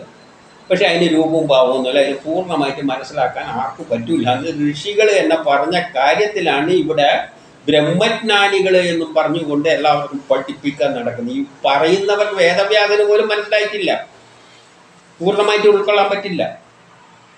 ഏതോ ഒന്നിൽ നിന്നും ഉണ്ടായി അതിൻ്റെ രൂപവും ഭാവമെല്ലാം ഏകദേശം പറഞ്ഞു വെച്ചിട്ട് അങ്ങ് മതിയാക്കിയിട്ടേ ഉള്ളൂ ആര്? വേദവ്യാസൻ ഋഷികളല്ല. അത് അത്രയും മനസ്സിലായി. അതിൻ്റെ അപ്പുറം ഒന്നും ആർക്കും പോയാൽ മനസ്സിലാവില്ല, വിട്ടേ അതിനെ കളഞ്ഞേ എന്ന് പറഞ്ഞിരുന്നിട്ട് പറയാണ് എന്നിട്ട് അവര് പറഞ്ഞ കേട്ടിട്ട് ഇവിടെ ഇരുന്നിട്ട് ബ്രഹ്മജ്ഞാനികളാണ്, ഞാനെല്ലാം ജ്ഞാനം തേഞ്ഞേരാന്ന് തന്നെ ജനത്തെ പഠിപ്പിക്കാൻ നടക്കുന്നത്. എന്ത് പഠിപ്പിക്കാനാ? ഒരു യുഗം പഠിപ്പിക്കാൻ പറ്റൂല. രൂപവും ഭാവമില്ലാതെ എന്തോ ഒരു സംഭവം. അപ്പം ബ്രഹ്മം ഇത്രയേ ഉള്ളൂ. ഈശ്വരൻ എന്ന് പറയുന്നത് അങ്ങനെ എന്തോ രൂപവും ഭാവമില്ലാതെ എന്തോ ഒരു സംഗതി അവിടെ ഉണ്ടായിരുന്നു. അതാണ് ഇലക്ട്രോണും പ്രോട്ടോണും ഊർജ്ജം എല്ലായിട്ട് വാങ്ങിയിട്ട് ഈ പ്രപഞ്ചം. അതെല്ലാം എല്ലാവർക്കും ശാസ്ത്രലോകം കണ്ടെത്തിയിട്ട് മറ്റേനെപ്പറ്റി ചിന്തിച്ചിട്ട് കാര്യമൊന്നുമില്ല. അതിനെപ്പറ്റി വിവരിക്കാൻ എന്ത് കിടക്കുന്ന ആത്മീയ പ്രഭാഷണങ്ങൾ? അതുകൊണ്ട് തന്നെയാണ് പറയുന്നത്, ഇവർക്കൊന്നും പറയുന്നവനും പ്രഭാഷണം നടത്തുന്നവനോ അവനെപ്പറ്റി ഒന്നും മനസ്സിലായിട്ടില്ല. മനസ്സിലായിരുന്നുവെങ്കിൽ ഈ പ്രഭാഷണം കേൾക്കാൻ എല്ലാവരും എത്ര കാലമായി പോയി പ്രഭാഷണം കേട്ടുകൊണ്ട് കിടക്കുന്നു. രാവിലെ ഉരുത്തൊഴുക്കി പോയിട്ട് അവിടെ പോയി ഇരുന്നിട്ട് പ്രഭാഷണങ്ങൾ, ആത്മീയ പ്രഭാഷണം എന്ത് ചുക്കാൻ മനസ്സിലാകുന്ന നമ്മളിപ്പോൾ ഒരു ക്ലാസ്സിൽ പോയിട്ട് ഹൈഡ്രജൻ എന്നും പറഞ്ഞ് അതിൻ്റെ സ്വഭാവം പറഞ്ഞിട്ട് അധ്യാപനം ഒരിക്കലേ പറയുള്ളൂ, നമുക്ക് ഒരിക്കൽ പറഞ്ഞാൽ മനസ്സിലാവും. ചിലവർക്ക് തലയിൽ ഒരു യുക്കും ഇല്ലാത്തവരാണ് പിന്നെ ട്യൂഷന് പോയിട്ട് അവിടെ നിന്നെങ്കിലും ഒന്ന് കയറ്റാൻ ശ്രമിക്കുന്നത്. അത് കുഴപ്പം എന്ത് ചെയ്യാൻ, അവരെ കുഴപ്പം. എല്ലാത്തവർക്ക് ഒരിക്കലേ പറയുള്ളൂ. അല്ല അധ്യാപകൻ ക്ലാസ്സിൽ വന്നിട്ട് രണ്ടോട്ടം പറയില്ല, ഒരിക്കൽ പറയും.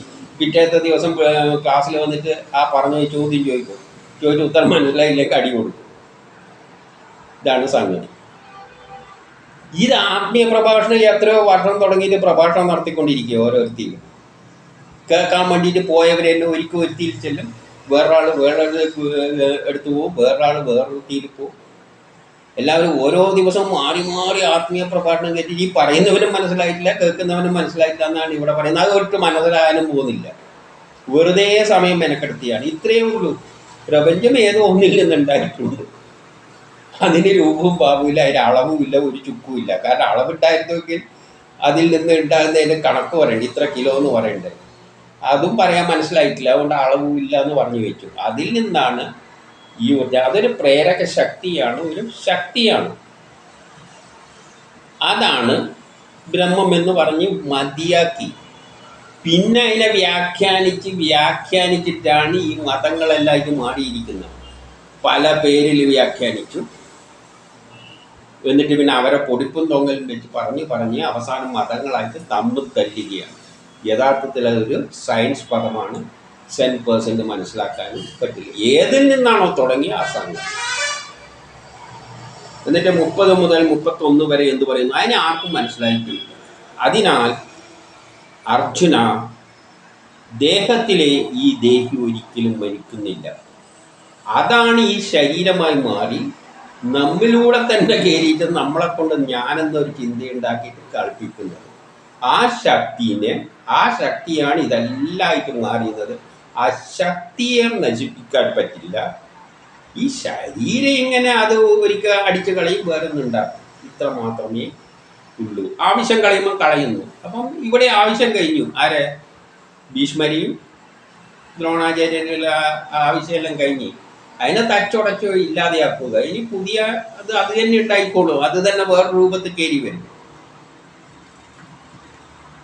ഇനി 30, 31, 32 പറയുന്നത്. അതിനാൽ അതുകൊണ്ട് ദുഃഖിക്കേണ്ട കാര്യമൊന്നുമില്ല. സ്വധർമ്മം അനുഷ്ഠിക്കുന്നതിൽ പതറരുത്. അതുകൊണ്ട് എന്താണ് നിന്റെ ജോലി? നിന്റെ ജോലി സ്വധർമ്മം അനുഷ്ഠിക്കുക. നിന്നെ സൃഷ്ടിക്കുക എന്തിനാണ്? ആ ഭീഷ്മരെയും ദ്രോണാചാര്യരുള്ള അധർമ്മികളായി അവൻ്റെ കാര്യമെല്ലാം തീർന്നു. നീ പോയിട്ട് അതിനെ അടിച്ച് കളയുക. അതായത് 2 JCB ജോലിയെല്ലാം ചെയ്തു. ഈ JCBനെ എല്ലാം കഴുകി വൃത്തിയെല്ലാം ആയിക്കൊടുത്തു. ഈ JCB എല്ലാം വൃത്തിയായിക്കൊടുത്തു, എല്ലാം പരിപാലിച്ചു. ഒരാവശ്യം കഴിഞ്ഞ് ഈ JCBയെ മോശം അതിൻ്റെ ആവശ്യമില്ല, ഇതോട് പറയും പോയി അടിച്ച് കളയുക. അപ്പം അടിച്ച് കളഞ്ഞു, അത്ര തന്നെ. എല്ലാം ഇത് തന്നെയാണ് ചെയ്യുന്നത് ഉള്ളിൽ ചെന്ന്. അതുകൊണ്ട് നീ തന്നെ എന്ത് ചെയ്യുക? നിന്റെ ധർമ്മം പാലിക്കുക. നിന്റെ ജോലി ഇപ്പം പോയിട്ട് അങ്ങനെ കൊല്ലൽ തന്നെയാണ്. കാരണം ക്ഷത്രിയന് ഈ ധർമ്മയുദ്ധത്തിൽ പങ്കെടുക്കുകയാണ് ക്ഷത്രിയന് ശ്രേഷ്ഠമായിട്ടുള്ളത്. അപ്പൊ എന്താണ് ശ്രേഷ്ഠം എന്നല്ല ചോദിച്ചത്. നിന്നെ സൃഷ്ടിച്ചിരിക്കുന്ന ക്ഷത്രിയനായിട്ടാണ്. അധർമ്മികളെ യുദ്ധത്തിൽ കൊല്ലാൻ തന്നെയാണ്. അതുകൊണ്ട് നിന്റെ ധർമ്മം കൊല്ലല് തന്നെയാണ്. അതിൽ ശ്രേഷ്ഠമായിട്ട് വേറെ കാര്യമൊന്നുമില്ല. നിന്നെ സൃഷ്ടിച്ചതിലാണ്. JCBനെ സൃഷ്ടിച്ച് അടിച്ചു പൊളിക്കാനാണ്. അതായത് JCBയോട് പോയിട്ട് കാൽക്കുലേറ്റ് ചെയ്യാന്ന് പറഞ്ഞാൽ JCB എന്ത് കാൽക്കുലേറ്ററിൻ്റെ ജോലി എടുക്കാൻ പറ്റൂ? JCBനെ സൃഷ്ടിച്ചത് ഇത് ഏതിനെല്ലാം വേണ്ടിയിട്ട് അടിച്ചു പൊളിച്ചിടാൻ വേണ്ടിയിട്ടാണ്. അപ്പം നിന്നെ ക്ഷത്രിയനായിട്ട് സൃഷ്ടിച്ചിരിക്കുക അധർമ്മികളെ കൊല്ലാൻ വേണ്ടിയിട്ടാണ്. നീ പോയി അത് ചെയ്യും. സ്വധർമ്മം ചെയ്യുന്നതിനെക്കാട്ടിയും വേറെ ശ്രേഷ്ഠമായ കാര്യമൊന്നും ഇല്ല.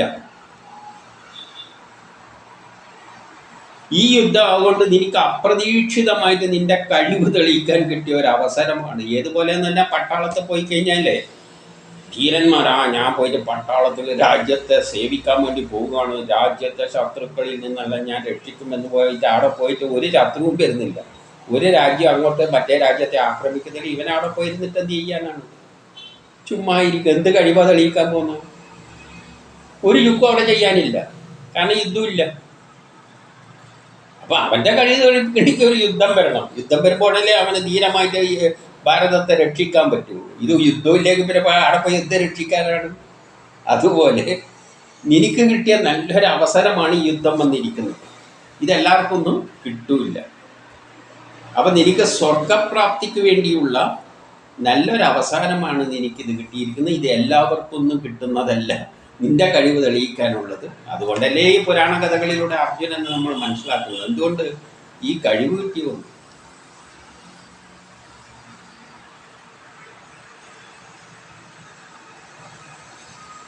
അപ്പോൾ ഇത്രയും ഭാഗ്യമുള്ളവർക്ക് മാത്രമേ എന്ത് കിട്ടുള്ളൂ?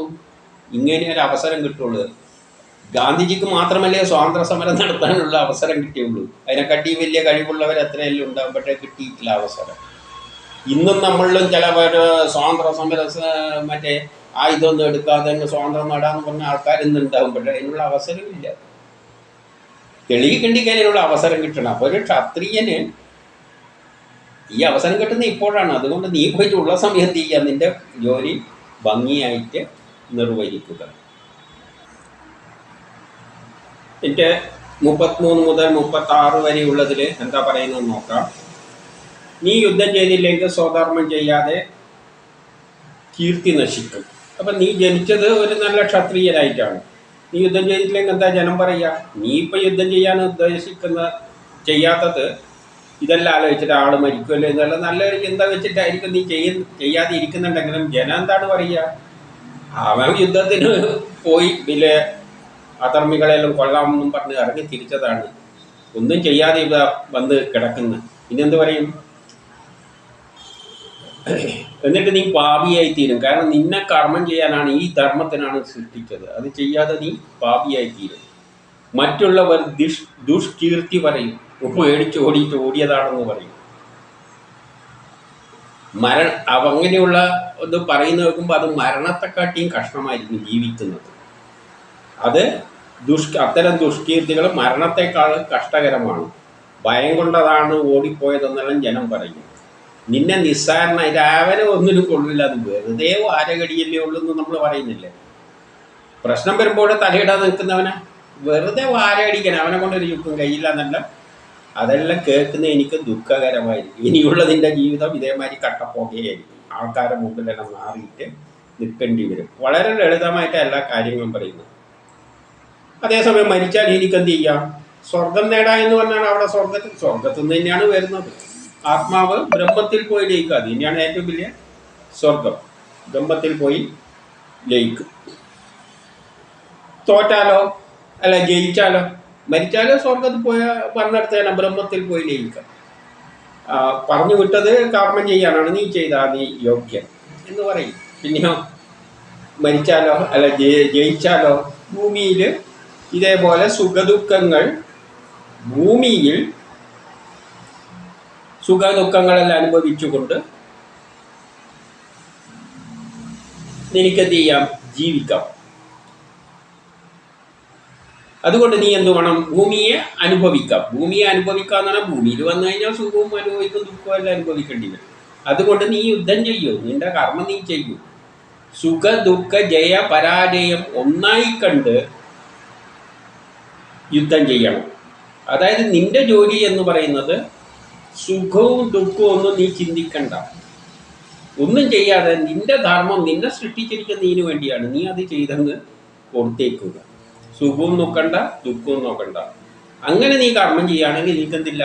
പാപമില്ല. പാപം എപ്പോഴാണ് ഉണ്ടാകുന്നത്? എനിക്ക് വേണ്ടി ഒരാളെ കൊല്ലുമ്പോഴാണത് പാപം. അല്ലാതെ ഞാൻ ഇപ്പോൾ ഉദാഹരണമായിട്ട് ഞാൻ ഒരാളെ കയറിയിട്ട് എന്തെങ്കിലും ഒരു കാര്യമില്ലാതെ എന്തെങ്കിലും പണത്തിന് വേണ്ടിയിട്ടെല്ലാം കൊന്നാൽ അത് പാപമായിട്ട് വരും. എൻ്റെ മനസ്സിന് അതെപ്പോഴും പ്രശ്നം ഉണ്ടാക്കും. പാപം എന്ന് പറയുമ്പോൾ നമ്മളെ മനസ്സിൽ ആ ചിന്തകൾ വളരെ ദുഷിച്ചതായിട്ട് തീരും, നമ്മളെ തന്നെ അത് എഫക്റ്റ് ചെയ്യും.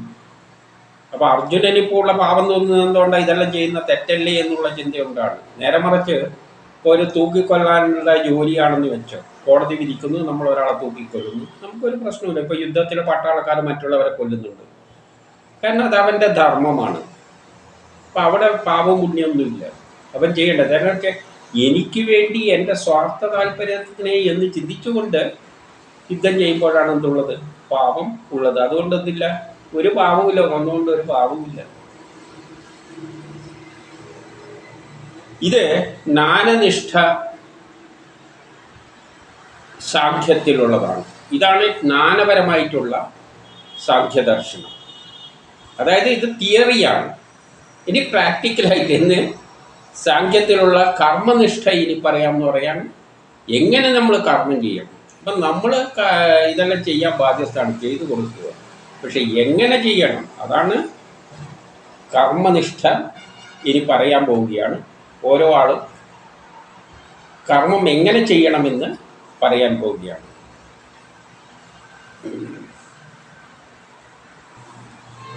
നാപ്പേൽ എന്ത് പറയുന്നു എന്ന് വെച്ച് കഴിഞ്ഞാൽ, തുടങ്ങി വെച്ച കർമ്മങ്ങൾക്ക് നാശമില്ല. നമ്മൾ ചെയ്യുന്ന കർമ്മം നാശമില്ല. എന്തിനു വേണ്ടിയാണ് നമ്മൾ കർമ്മം ചെയ്യുന്നത്? ലോക പുരോഗതിക്കായിട്ടാണ്.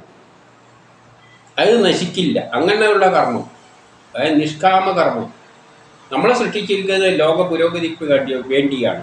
എല്ലാവരും കർമ്മം ചെയ്തുകൊണ്ടിരിക്കുകയാണ്. ഈ ലോകത്തെ സുന്ദരമായ ഒരു ലോകത്തിലേക്ക് എത്തിക്കാൻ കലിയുഗത്തിൻ്റെ അവസാനത്തിൽ അതിനു വേണ്ടിയിട്ടാണ് സൃഷ്ടിക്കുന്നത്. ഓരോ ആളും അവരവരുടെ കർമ്മം ചെയ്യുന്നു.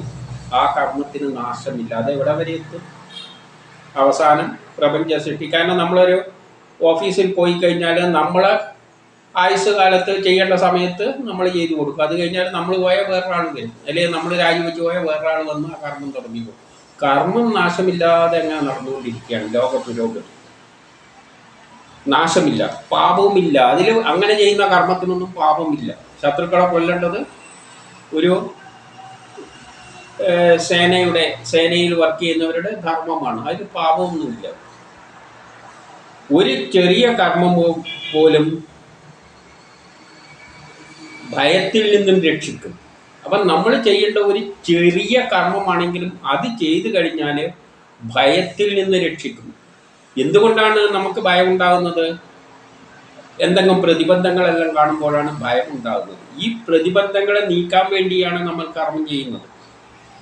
നമ്മളിപ്പോൾ ഇന്ന് നടന്നു പോകുമ്പോഴും റോഡ് നിറച്ചും മുള്ളും കല്ലും, നമ്മൾ പോകുന്ന വഴി മുഴുവൻ കല്ലും മുള്ളും എല്ലാം ആണെങ്കിൽ നമുക്ക് ഭയം ഉണ്ടാകും, പാമ്പ് കടിക്കുകയല്ലോ എന്നുള്ളത്.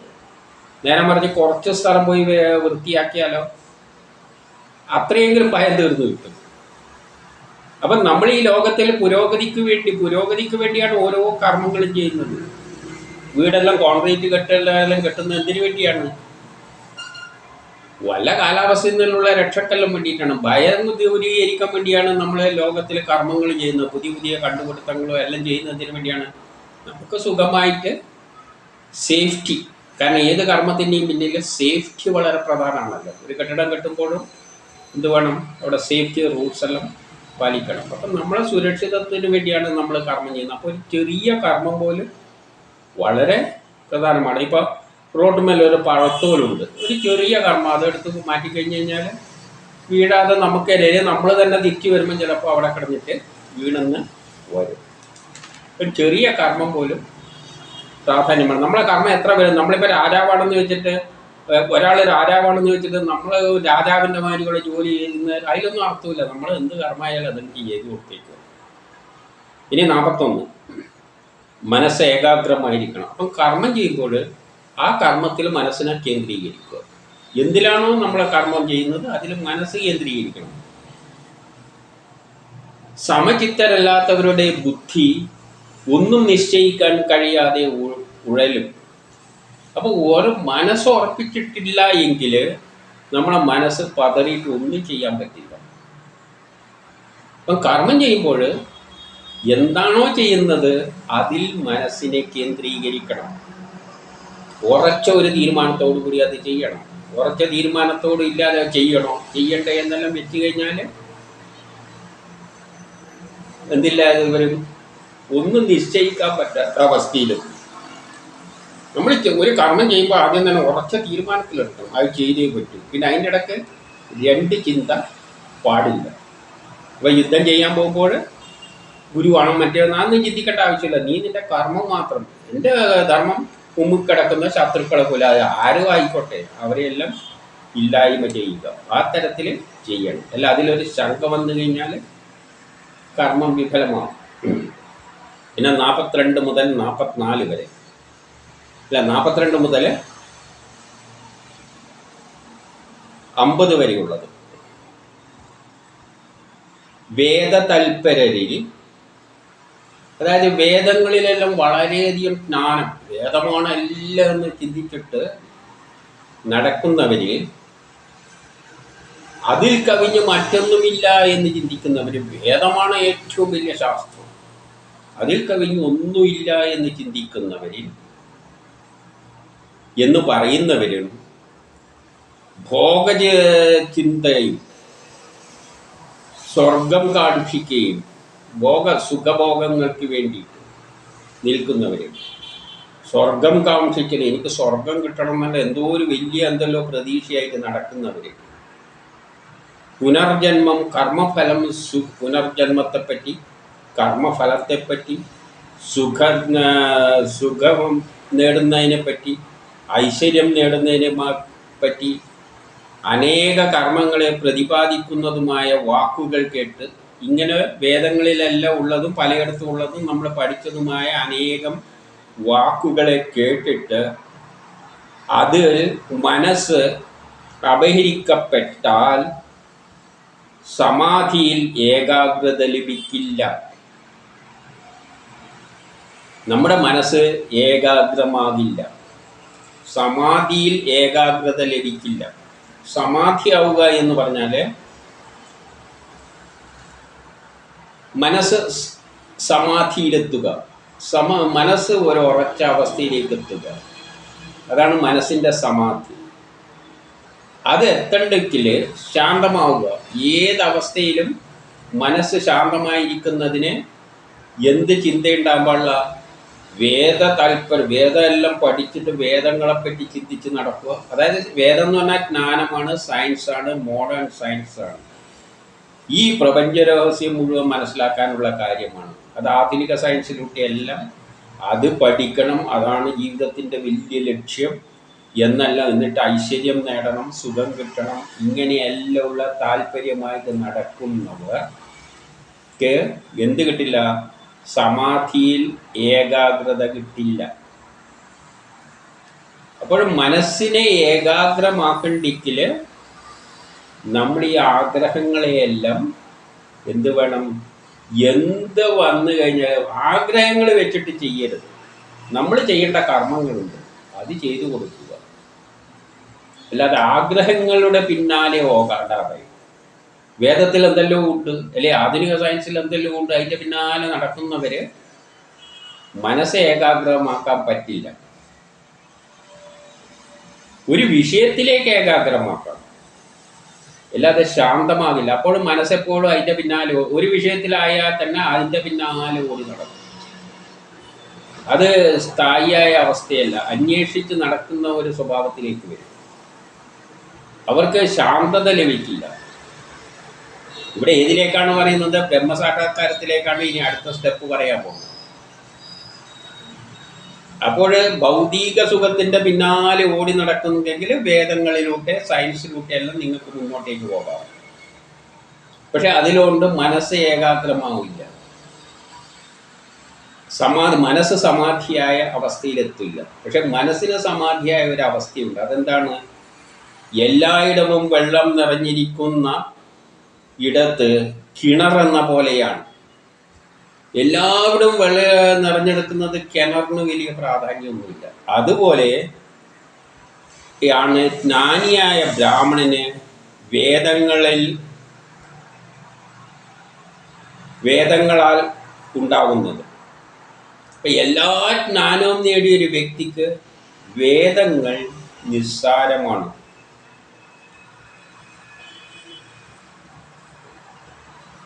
അപ്പൊ എല്ലാ ജ്ഞാനവും നേടുക എന്ന് പറയുന്നത് ഈ ബ്രഹ്മത്തെ മനസ്സിലാക്കലാണ്.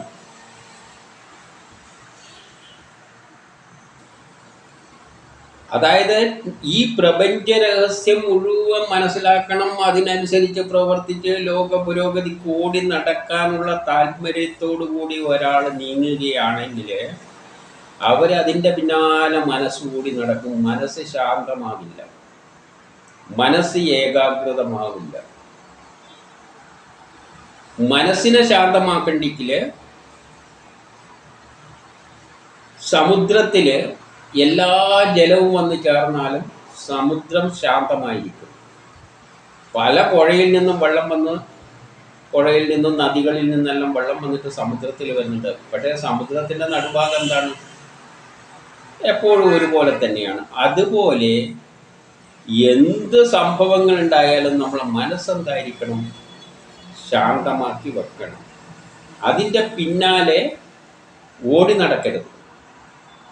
അതായത് ആഗ്രഹങ്ങളെ നിയന്ത്രിച്ചില്ല എങ്കിൽ, ഇനിയിപ്പോൾ ആഗ്രഹം നിയന്ത്രിക്കുന്നതിലേക്കാണ് വരുന്നത്, അപ്പോൾ ശാന്തത ലഭിക്കില്ല.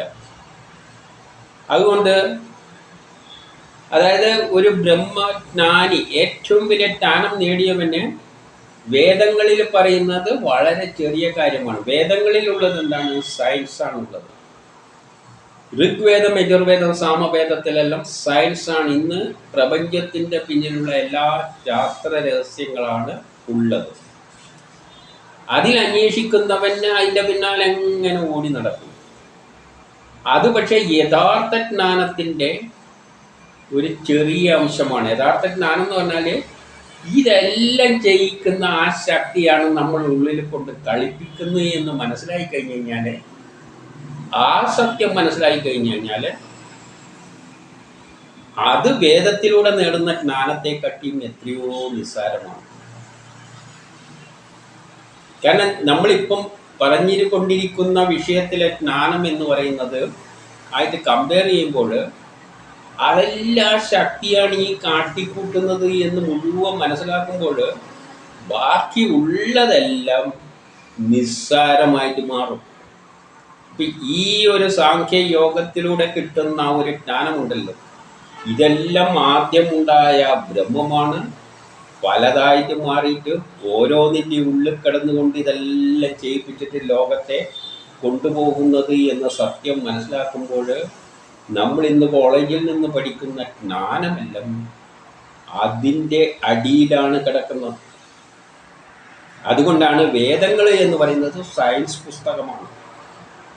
ഉപനിഷത്തിലാണ് ഇതിനെപ്പറ്റി വിവരിക്കുന്നത്. അപ്പോൾ ആ ജ്ഞാനം നേടുക എന്നത് എല്ലാവർക്കും പെട്ടെന്ന് ഉൾക്കൊള്ളാൻ പറ്റില്ല. നല്ലവണ്ണം ചിന്തിച്ചിട്ട് നല്ല ഭാവനയുള്ളവർക്കാണ്. ശാസ്ത്രം സയൻസ് പഠിച്ചിട്ട് ഉള്ളവർക്ക് തന്നെ നല്ല ഭാവനയിലൂടെ തന്നെ മനസ്സിലാക്കിക്കൊണ്ട് പോയാൽ മാത്രമേ ആ ജ്ഞാനം ഉൾക്കൊള്ളാൻ പറ്റുള്ളൂ. ആ ജ്ഞാനം നേടിക്കഴിഞ്ഞാൽ ബാക്കിയുള്ളതെല്ലാം നിസ്സാരമായിട്ട് തോന്നും. എന്നിട്ട് എന്ത് പറയുന്നു? പ്രവൃത്തിയിൽ മാത്രമേ നിനക്ക് അവകാശമുള്ളൂ. അപ്പം അങ്ങനെ ചിന്തിക്കുമ്പോൾ നമുക്ക് കർമ്മം ചെയ്യാനേ അവകാശമുള്ളൂ. കാരണം നമ്മളെ എടുത്തിരിക്കുന്നത് ജോലി ചെയ്യാനാണ്, നമ്മളെ സൃഷ്ടിച്ചിരിക്കുന്നത് ഓരോ കർമ്മം ചെയ്യാനാണ്. ആ കർമ്മം നമ്മൾ ചെയ്തു കൊടുക്കുക. അതിൻ്റെ ഫലം കിട്ടുമോ ഇല്ലയോ എന്നുള്ളത് നമ്മളെ പരിധിയിലല്ല. ആ കാലം അതിൻ്റെ ഫലം വേണമെങ്കിൽ അതുണ്ടാക്കി എടുത്തുകൊള്ളൂ. ഉദാഹരണമായിട്ട് നമുക്ക് ഒരു ചെടി നടാനേ അവകാശമുള്ളൂ. ചെടി നട്ടിട്ട് അതിനെ പരിപാലിക്കുക. ആ വിത്ത് മുളക്കേണ്ടത് വിത്ത് തന്നെയാണ് തീരുമാനിക്കുന്നത്. മുളക്കണോ, അത് കായ്ക്കണോ, എപ്പം കായ്ക്കണം എന്നെല്ലാം അതെല്ലാം നമ്മൾ മനസ്സിലാക്കിക്കൊണ്ട് നമുക്ക് ചെയ്യേണ്ടത് നമ്മൾ ചെയ്തു കൊടുക്കുക. സയൻസ് പഠിച്ചിട്ട് ചെയ്യേണ്ടത് ചെയ്തു കൊടുക്കുക. അതിൻ്റെ ഫലം വേണോ ഇല്ലയോ എന്നുള്ളത് നമ്മളെ പരിധിയിലല്ല. അതായത് അതാ ശക്തി തീരുമാനിച്ചിട്ടുണ്ട്. പ്രപഞ്ചം നിർമ്മിച്ചിട്ട് ഒരു സുന്ദരമായ ലോകമുണ്ടാക്കുമ്പോൾ ഉണ്ടാക്കാൻ വേണ്ടിയിട്ട് ബ്രഹ്മം ആദ്യം ചെയ്യുന്ന എന്താണ്? അതൊരു പ്ലാൻ ഉണ്ടാക്കുന്നുണ്ട്. 4 യുഗങ്ങളിലൂടെ ഗോത്രകാറ്റഘട്ടം, കൊളോണിയലിസം, ഇങ്ങനെ 4 യുഗങ്ങളിലൂടെ പടിപടിയായിട്ട് ഒരു സുന്ദരമായ ലോകാവസാനം ഉണ്ടാക്കും. ഓരോ ലോകത്തിൽ ഓരോ കാലഘട്ടത്തിലും അവിടെ കർമ്മം ചെയ്യാൻ വേണ്ട മനുഷ്യരെയും അനുസരിച്ച് സൃഷ്ടിച്ചിട്ട് അവനിലൂടെ തന്നെ അത് ആക്ട് ചെയ്തിട്ട് കർമ്മം ചെയ്യിക്കുന്നു. അതിനാണ് തീരുമാനിക്കുക. കർമ്മത്തിൻ്റെ ഫലം ഉണ്ടാവുക, എന്ത് ഫലം കിട്ടണം എന്നല്ല, അതാണ് തീരുമാനിക്കുന്നത്. പൂർണ്ണ ഫലം കിട്ടണോ, കുറച്ച് മതിയോ എന്നല്ല. അപ്പം അതിൽ നമുക്ക് അവകാശമില്ല. അതായത് നമ്മളൊരു നാടകത്തിൽ അഭിനയിക്കുകയാണെങ്കിൽ ആ നാടകം വിജയിക്കുകയോ ഇല്ലയോ എന്നുള്ളതൊന്നും നമ്മളെ പരിധിയിലല്ല. നമ്മൾ ചെയ്യേണ്ടതൊക്കെ ചെയ്തു കൊടുക്കുക. പിന്നെ സംവിധായകനും വിൽപ്പന നടത്തുന്നവനെല്ലാം കൂടിയിട്ട് അതിനെ വിജയിപ്പിച്ചെടുത്തോളൂ. നമുക്കതിൻ്റെ അകത്ത് ഒന്നും ചെയ്യാനില്ല. നമ്മളെ റോള് ചെയ്തു കൊടുക്കുക, അതുമാതിരി ചെയ്തു കൊടുക്കുക. നമുക്ക് ഫലങ്ങളിൽ അവകാശമില്ല. അതിനാൽ ഫലം ഉദ്ദേശിച്ച് കർമ്മം ചെയ്യരുത്. ആ കർമ്മത്തിൽ ആസക്തി ഉണ്ടാകരുത്. ആ കർമ്മം എന്ന് പറയുമ്പോൾ എന്താണോ പ്രപഞ്ചം നമ്മളെ സൃഷ്ടിക്കുമ്പോഴും നമ്മളിലൂടെ പ്രതീക്ഷിക്കുന്നത്, ആ കർമ്മമാണ് യഥാർത്ഥ കർമ്മം. അതിന് പുറമേ നമുക്ക് എന്ന ചിന്ത കൊണ്ട് എന്ത് ചെയ്യുന്നതും അത് അകർമ്മമാണ്. ഞാനെന്ന ചിന്ത ഉണ്ടാകുമ്പോൾ എനിക്ക് എന്ന നിലയിൽ നമ്മൾ പലതും ചെയ്തെന്ന് വരും. അത് അകർമ്മമായി മാറാം. നേരെ മറിച്ച് ഞാൻ ചെയ്തു കൊടുക്കേണ്ട കർമ്മമാണ്, എനിക്ക് വേണ്ടിയല്ല, ഇതെൻ്റെ ഡ്യൂട്ടിയാണ്, ഇത് ഞാൻ ചെയ്തേ പറ്റൂ എന്ന് വെച്ച് ചെയ്യുന്നതാണ് കർമ്മം. ജനിക്കുമ്പോൾ നമ്മൾ ചെയ്യാനുള്ള ഓരോ കർമ്മങ്ങളും തീരുമാനിച്ച ഒരു പ്ലാനുണ്ട്. ആ പ്ലാനിനാണ് ജീവാത്മാവ് എന്ന് പറയുന്നത്. അത് കാലാകാലങ്ങളിൽ നമ്മളെ കൊണ്ട് ആ കർമ്മം ചെയ്യിപ്പിക്കും. പരമാത്മാവിൻ്റെ പ്ലാനിൻ്റെ ഒരു ചെറിയ ഭാഗമാണ് നമ്മൾ ചെയ്തു തീർക്കേണ്ടത്. ആ പ്ലാനിനാണ് ജീവാത്മാവ് എന്ന് പറയുന്നത്. അതിലൂടെയാണ് നമ്മൾ കർമ്മങ്ങൾ ചെയ്യേണ്ടത്. ആ കർമ്മമാണ് കർമ്മം. മറ്റേത് അകർമ്മമാണ്, നമുക്ക് എന്ന് ചിന്തിച്ചുകൊണ്ട്. അതിനാൽ ഫലത്തെ ചിന്തിക്കാതെ കർമ്മം ചെയ്യുക. അതുകൊണ്ട് നമ്മൾ ചെയ്യേണ്ടത് ഫലത്തെ ചിന്തിക്കുക എന്നാണ് നമ്മൾ ആഗ്രഹമായി മാറുന്നത്. ഫലം കിട്ടണം ഞാൻ ചെയ്താൽ, അപ്പോൾ അത് ആഗ്രഹമാണ്. അത് പാടില്ല. ആഗ്രഹങ്ങൾ നിശബ്ദമായി തള്ളുക, എന്നിട്ട് കർമ്മം ചെയ്യുക. ഈ സമചിത്തതയാണ് യോഗം. അതിനാണ് യോഗം എന്ന് പറയുന്നത്. നമ്മളെ മനസ്സും ശരീരവും അനുസരിച്ച് ആക്ട് ചെയ്യുകയാണ്. എന്തിനു വേണ്ടി? നമ്മളെ കർമ്മം ചെയ്തു കൊടുക്കാൻ വേണ്ടി. ഫലം ചിന്തിച്ച് ചെയ്യുന്നത് നിഷ്കർമ്മമാണ്, നികൃഷ്ടമാണ്. ഫലം എന്തെങ്കിലും ചെയ്തിട്ട് നമ്മൾ ഫലം ചിന്തിച്ചിട്ട് എന്തോ കർമ്മം ചെയ്യുന്നുണ്ട്, അത് നികൃഷ്ടമാണ്. അത് ദീനതയിലേക്ക് നയിക്കൂ. നമുക്കെന്തുണ്ടാക്കും? ദുഃഖങ്ങൾ ഉണ്ടാക്കും. കാര്യം നടന്നില്ലെങ്കിൽ നമുക്ക് ദുഃഖങ്ങൾ ഉണ്ടാക്കും. അപ്പോൾ നമ്മൾ പഠിക്കേണ്ട സമയത്ത് പഠിക്കുക, ആത്മാർത്ഥമായിട്ട് പഠിക്കുക. ഫലം കിട്ടേണ്ടത് കിട്ടും. പിന്നെ അതിനെപ്പറ്റി പ്രതീക്ഷിക്കേണ്ട കാര്യമൊന്നുമില്ല. നല്ലവണ്ണം പഠിച്ചിട്ട് നമ്മൾ ചെയ്തു കഴിഞ്ഞാൽ ഫലം കിട്ടും. ഫലം കിട്ടണമെന്ന് ചിന്തിക്കേണ്ട ആവശ്യമില്ല. ഫലം വന്നോളും. കാരണം അത് ഓൾറെഡി തീരുമാനിച്ചതാണ്. നമുക്ക് വലിയ വിൽ പവറൊന്നും ഇല്ല. എല്ലാം ഓൾറെഡി തീരുമാനിച്ചതാണെന്നാണ് പറഞ്ഞുകൊണ്ട് വരുന്നത്.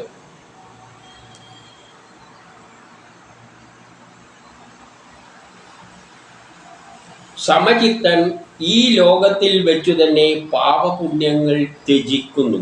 അങ്ങനെ സമചിത്തതയോടെ നമുക്ക് കർമ്മം ചെയ്യാൻ പറ്റിയാണ്. സമചിത്തത എന്ന് പറഞ്ഞാൽ ശരിയും തെറ്റും ഒന്നും ചിന്തിക്കാതെ, അല്ല ഫലത്തെപ്പറ്റി ചിന്തിക്കാതെ, എൻ്റെ ഇത് എൻ്റെ ധർമ്മമാണ്, ലോക പുരോഗതിക്ക് ഞാനിത് ചെയ്യാൻ ബാധ്യസ്ഥനാണ് എന്ന് വെച്ചുകൊണ്ട് ചെയ്യുമ്പോൾ നമുക്കെന്തില്ല? പാപമില്ല, പുണ്യമൊന്നും അതിൻ്റെ അകത്ത് വരുന്നില്ല. ഒരാളെ ജോലി തൂക്കിക്കൊല്ലാണെങ്കിൽ തൂക്കിച്ച് കൊല്ലുക, അതിലെന്ത് പാപം കിടക്കുന്ന ഒരു പാപമില്ല. ഇതാണ് കർമ്മയോഗം. ഇങ്ങനെ കർമ്മം ചെയ്യുന്നതാണ് കർമ്മയോഗം. അത് പ്രവൃത്തിയാലുള്ള സാമർഥ്യമാണ്. അതാണ് ഒരു സമർത്ഥനായ വ്യക്തി ചെയ്യേണ്ടത്. അവനവൻ ചെയ്യേണ്ട ധർമ്മം കർമ്മം ചെയ്തു കൊടുക്കുക. അങ്ങനെ ഇനി 51 മുതൽ 53 വരെ. അങ്ങനെ കർമ്മഫലം ത്യജിക്കുന്നവന് ജന്മബന്ധങ്ങളിൽ നിന്നും മോചനം നേടും. അങ്ങനെ കർമ്മഫലം ത്യജിക്കുന്ന, കർമ്മത്തെപ്പറ്റി ചിന്തിക്കാതെ ഒരാൾ കർമ്മം ചെയ്യുകയാണെങ്കിൽ ബന്ധനമില്ല. ബന്ധനത്തിൽ നിന്നും അവൻ മുക്തനാവുകയാണ്. ഞാനെൻ്റെ കർമ്മം ചെയ്തു കൊടുക്കുന്നു, അപ്പോൾ എന്ത് ചിന്തയില്ല. മറ്റേ ബന്ധുക്കളെ പറ്റിയോ ഇവന് വേണ്ടി അവന് വേണ്ടി അങ്ങനെ അല്ലെ ഇന്നാക്ക് വേണ്ടിയാണ് ഞാൻ ചെയ്യുന്നത്, എൻ്റെ ബോസിനെ തൃപ്തിപ്പെടുത്താനാണ്, ഇങ്ങനെയെല്ലാം ചിന്തിക്കുമ്പോഴാണ് പ്രശ്നം വരുന്നത്. അതൊന്നും ചിന്തിക്കാതെ ഞാൻ ചെയ്യേണ്ട അങ്ങ് ചെയ്തു കൊടുക്കുന്നു എന്ന് പറഞ്ഞാൽ പിന്നെ അവനെന്തില്ല? ബന്ധനങ്ങളില്ല. ആരുമായിട്ട് ബന്ധനമില്ല. അത്തരത്തിലാകണം. ബന്ധനത്തിൽ നിന്ന് മുക്തമാകണം. അവൻ ഉന്നത നിലയെ പ്രാപിക്കും. അവനാണ് ഏറ്റവും ഉയർന്ന നിലയിലെത്താൻ പോകുന്നത്. അപ്പോൾ കാണുന്നതിനെയും കേൾക്കുന്നതിനെയും നേരെ നീ ഉദാസീനമാകും. അപ്പോൾ കാണുന്നതും കേൾക്കുന്ന ആരെന്ത് പറയുന്നത്, എന്ത് പറയുന്നത്, കേൾക്കുന്ന അതൊന്നും ശ്രദ്ധിക്കില്ല. നമ്മൾ ചെയ്യേണ്ട കർമ്മം ചെയ്തിട്ട് നമ്മളെ വാട്ടിലങ്ങ് പോകും. പല ഉപദേശങ്ങൾ കേട്ട് പതറിയ നിന്റെ ബുദ്ധി ഇളക്കമറ്റ് സമാധിസ്ഥിതനായി യോഗത്തെ പ്രാപിക്കും. അതുവരെ നീ എന്താണ് ചെയ്ത്? ആൾക്കാർ പറയുന്നതെല്ലാം കേട്ടിട്ട് അതിൻ്റെ പിന്നാലെ തുള്ളി. ആൾക്കാർ എന്ത് പറയും, പറഞ്ഞാൽ എന്തായിരിക്കും, അവർ എങ്ങനെ ധരിക്കും, ഇങ്ങനെയെല്ലാം ചിന്തിച്ച് നടന്നു കഴിഞ്ഞാൽ എന്തായി പറ്റും? നമുക്ക് എവിടെയും മനസ്സിനെ ഉറപ്പിച്ച് നിർത്താൻ പറ്റും. നേരെ മറ്റേ അതൊന്നും ശ്രദ്ധിക്കാതെ നമ്മൾ ചെയ്യേണ്ട ജോലി ചെയ്തിട്ട് ആരെന്തോ പറയട്ടെ എന്ന് പോയി കഴിഞ്ഞാൽ ആരുമായിട്ട് ബന്ധനവുമില്ല. നിന്റെ ബുദ്ധി എന്തായിത്തീരും? ഇളക്കമറ്റ് സമാധിസ്ഥിതനായി യോഗത്തെ പ്രാപിക്കും. അങ്ങനെയുള്ളവർ എവിടത്തേക്കാണ് പോകുന്നത്? ബ്രഹ്മസാക്ഷാത്കാരത്തിലേക്കാണ് എത്തിച്ചേരാൻ പോകുന്നത്. ഇനി 54. അപ്പോൾ അർജുനൻ ചോദിക്കുകയാണ് സമാധിസ്ഥിതനായ ഇവൻ്റെ സ്വഭാവം എന്താണെന്നല്ല. അപ്പോൾ കൃഷ്ണൻ അതും പറഞ്ഞു കൊടുക്കുന്നു. അത് ബ്രഹ്മസാക്ഷാത്കാരത്തിലേക്കാണ്. നമ്മളെ കർമ്മം ആർക്കും എനിക്ക് വേണ്ടിയല്ല, ആർക്കും വേണ്ടിയല്ല, ചെയ്യേണ്ടത് ഞാൻ ആത്മാർത്ഥമായി ചെയ്തു കൊടുക്കുന്നു എന്നുള്ള ഒരു സമചിത്തതയോടെ കർമ്മങ്ങൾ ചെയ്യുമ്പോൾ അവൻ്റെ ലക്ഷണമാണ് ഇനി പറയാൻ പോകുന്നത്. 55 മുതൽ 61 കൃഷ്ണൻ പറയുന്നത് നോക്കാം. ആത്മാവിനാൽ ആത്മാവിൽ സന്തുഷ്ടനായി ആഗ്രഹങ്ങൾ വെടിയുന്നുവോ അവൻ സ്ഥിരപ്രജ്ഞൻ. ആത്മാവിനാൽ, അപ്പം നമ്മളെ ഉള്ളിലുള്ള ആത്മാവ് എന്നതാണ് ആ ശക്തി. ആ ശക്തിയാണ് ആത്മാവ്. ആത്മാവിനാൽ ആത്മാവിൽ സംതൃപ്തനായി. അപ്പോൾ ഞാൻ എൻ്റെ മനസ്സ് പറയുന്ന, ആത്മാവ് പറയുന്ന ആ കർമ്മം അനുസരിച്ച് ചെയ്യുന്നു. വേറെ ബന്ധനങ്ങളൊന്നുമില്ലാതെ എൻ്റെ ഉള്ളിലുള്ള ആ ശക്തി എന്നോട് പറയുന്നു, നീ ചെയ്യേണ്ട ജോലിയാണിത്, നീ അത് ചെയ്യുമെന്ന് പറയുമ്പോൾ ഞാൻ അതുമായിട്ട് ബന്ധിപ്പിച്ചുകൊണ്ട് വേറെ ഒരു ചിന്തയില്ലാതെ ഞാൻ കർമ്മം ചെയ്യുന്നു. അവൻ സ്ഥിരപ്രജ്ഞൻ. അവന് രാഗം, ഭയം, കോപം, ദുഃഖം ഇവയെല്ലാം ഒരുപോലെയാണ്. അവൻ പിന്നെ ഭയവും കോപവും അങ്ങനത്തെ ഒന്നും അവനില്ല, എല്ലാം ഒരുപോലെയാണ്. അങ്ങനത്തെ ഒരു മനസ്സിലേക്ക് നമ്മൾ ഉണ്ടാക്കിയെടുക്കണം, എങ്കിലേ ബ്രഹ്മസാക്ഷാത്കാരത്തിലേക്ക് പോകും. അവൻ്റെ മനസ്സ് ഇളകില്ല, അങ്ങനെയുള്ളവൻ്റെ മനസ്സൊരിക്കലും ഇളകില്ല. അവൻ ചെയ്യേണ്ട അങ്ങ് ചെയ്തിട്ട് പോകും, അത്ര കൂളായിട്ട് ചെയ്തിട്ട് പോകും. അവനെ സ്ഥിരപ്രജ്ഞനായ മുനി എന്ന് പറയുന്നു. അവരാണ് മുനി എന്ന് പറയുന്നത്, സ്ഥിരപ്രജ്ഞനായ മുനി എന്ന് പറയുന്നത്. മുനി എന്ന് പറഞ്ഞാൽ മൗനിയായി ഇരുന്നു കൊണ്ട് അവൻ, പക്ഷേ ബുദ്ധിയെല്ലാം ഉണ്ട്, കാര്യങ്ങൾ മനസ്സിലാക്കാനുള്ള കഴിവെല്ലാം ഉണ്ട്, എന്താണ് ചെയ്യേണ്ടതെന്നുള്ള ബോധ്യമുണ്ട്. അവൻ ആ ജോലി ചെയ്തിട്ട് അവൻ്റെ കാര്യം കഴിഞ്ഞിട്ട് അവൻ പോകുന്നു.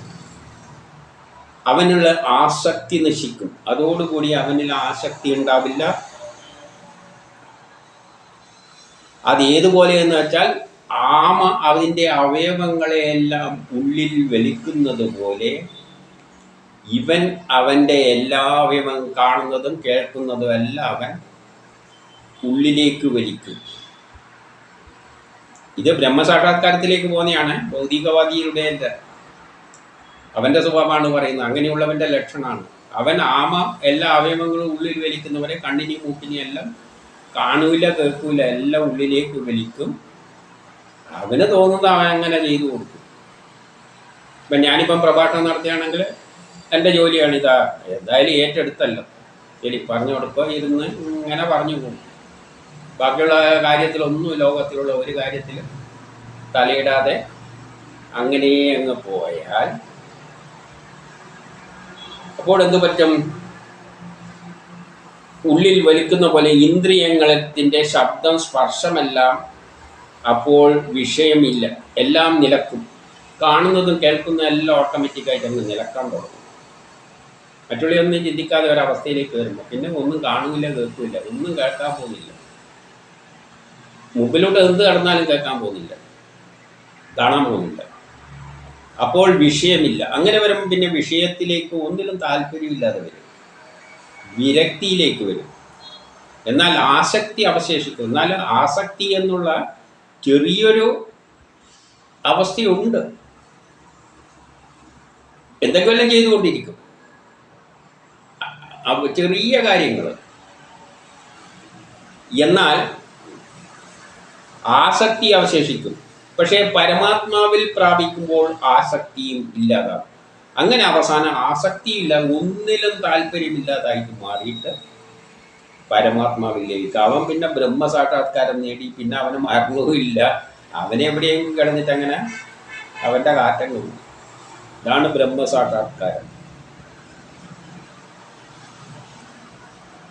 എന്നാൽ ഇതിനൊന്നും ശ്രദ്ധിക്കാത്തവൻ്റെ മനസ്സിനെ ഇളക്കാൻ എന്നാൽ ഇങ്ങനെയുള്ള ആൾക്കാരുടെ മനസ്സിനെ ഇളക്കാൻ ശോഭിച്ചിരിക്കുന്ന ഇന്ദ്രിയങ്ങൾ ശ്രമിക്കും. പക്ഷേ അതൊന്നും അത്ര എളുപ്പമുള്ള കാര്യമൊന്നുമല്ല. ഇതിനെല്ലാം ശ്രമിക്കുമ്പോൾ നമ്മൾ തന്നെ സ്വയം ഇങ്ങനെ വിരക്തി ഉണ്ടാക്കാൻ ശ്രമിച്ചുകൊണ്ട് പോകുമ്പോഴും ചില സമയത്ത് ഇന്ദ്രിയങ്ങൾ എന്ത് ചെയ്യും? ഇതിനെ അത് അടക്കി ഒതുക്കി. ഇന്ദ്രിയങ്ങൾക്ക് എന്താ വേണ്ടത്? ആക്റ്റീവാണ്, അത് ശോഭിച്ചിരിക്കുകയാണ്. ചില സമയത്തെല്ലാം അത് കയറിയിട്ട് എന്ത് ചെയ്യും?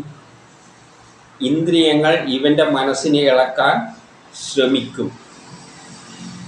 അതുകൊണ്ട് അതിനെ എപ്പോഴും എന്ത് വേണം, നിയന്ത്രിച്ചിരിക്കണം. നമ്മൾ ഒന്നുമില്ലാതെ ഇരിക്കുമ്പോൾ പെട്ടെന്നൊരു സംഭവം ഉണ്ടായാൽ ഞെട്ടി ഉണരും. അത് ഇന്ദ്രിയങ്ങളാണ് നമ്മളെ കൊണ്ട് ചെയ്യിപ്പിക്കുന്നത്.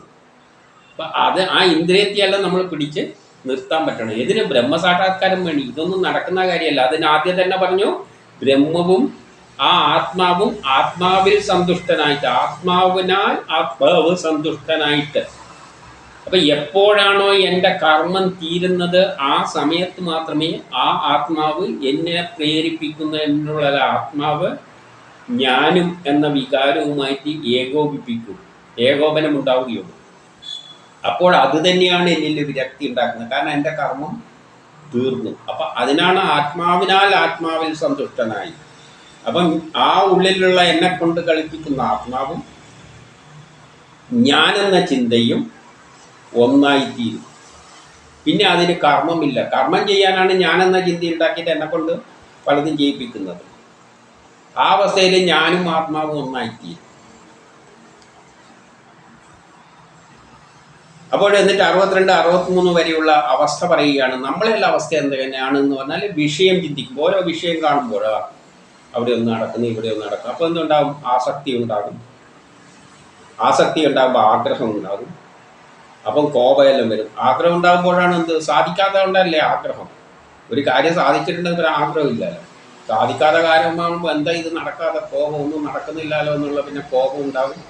അവിവേകം. അപ്പോഴാണ് ഈ വിവേകമെല്ലാം നശിക്കുക. ഓർമ്മ പിന്നെ അങ്ങനെ വരുമ്പോൾ നമുക്ക് ഓർമ്മക്കുറവ് നശിക്കും, ബുദ്ധിയും നശിക്കും, അവസാനം നാശത്തിലേക്ക് പോകുമെന്ന് 62, 63 പറയുന്നു. 64, എന്നാൽ ഏതൊരുവൻ രാഗദോഷങ്ങളൊന്നുമില്ലാതെ ഇന്ദ്രിയങ്ങളെ കൊണ്ട് വിഷയങ്ങൾ അനുഭവിക്കുന്നുവോ, എന്നാൽ രാഗദോഷങ്ങളൊന്നും ഇല്ലാതെ ആരെങ്കിലും ഇന്ദ്രിയങ്ങളെ കൊണ്ട് വിഷയങ്ങൾ അനുഭവിക്കുന്നുവോ. ഇന്ദ്രിയങ്ങൾ ഓരോന്ന് കാണിച്ചു തരും നമുക്ക്. അതിനനുസരിച്ച് നമ്മൾ കർമ്മങ്ങൾ ചെയ്യും. പക്ഷെ ആരോടും ദേഷ്യവും കോപമൊന്നുമില്ല. അങ്ങനെയുള്ളൊരു ആൾക്കാരും ഈ സമൂഹത്തിലുണ്ട്. ആരോടും ദേഷ്യവും കോപമൊന്നുമില്ല. ഇന്ദ്രിയങ്ങൾ വരുന്നതിനനുസരിച്ച് കർമ്മം ചെയ്യുക. അതൊരു അഡ്വാൻസ് സ്റ്റേജ് തന്നെയാണ്. അവൻ മനഃപ്രസാദം അനുഭവിക്കും. അവന് മനസ്സിനൊരു സമാധാനമുണ്ട്. ആരോടും ദേഷ്യവും കോപവും ഇല്ലാതായാൽ തന്നെ അവന് കുറച്ച് മനസ്സമാധാനം കിട്ടും. ആരോടും കോപമില്ല, ദേഷ്യമില്ല. അങ്ങനെ ഒരാളായാൽ തന്നെ എന്നിട്ട് കർമ്മങ്ങളെല്ലാം ചെയ്യുക, കുറച്ച് മനസ്സമാധാനം, മനഃപ്രസാദം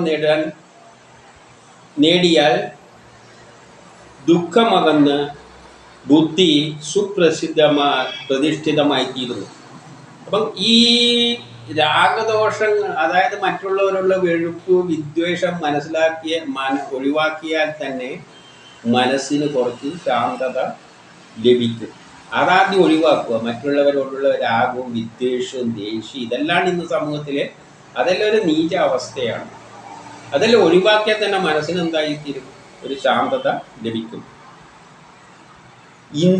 ഇനി 66 മുതൽ 68 വരെ. ഇന്ദ്രിയങ്ങളെ വശത്താക്കാത്തവന് സമബുദ്ധിയില്ല. ഈ ഇന്ദ്രിയങ്ങളെ വശത്താക്കാൻ പറ്റിയില്ലെങ്കിൽ അവന് സമബുദ്ധിയൊന്നും ഇല്ല. ഏകാഗ്രതയും കിട്ടാൻ പോകുന്നില്ല.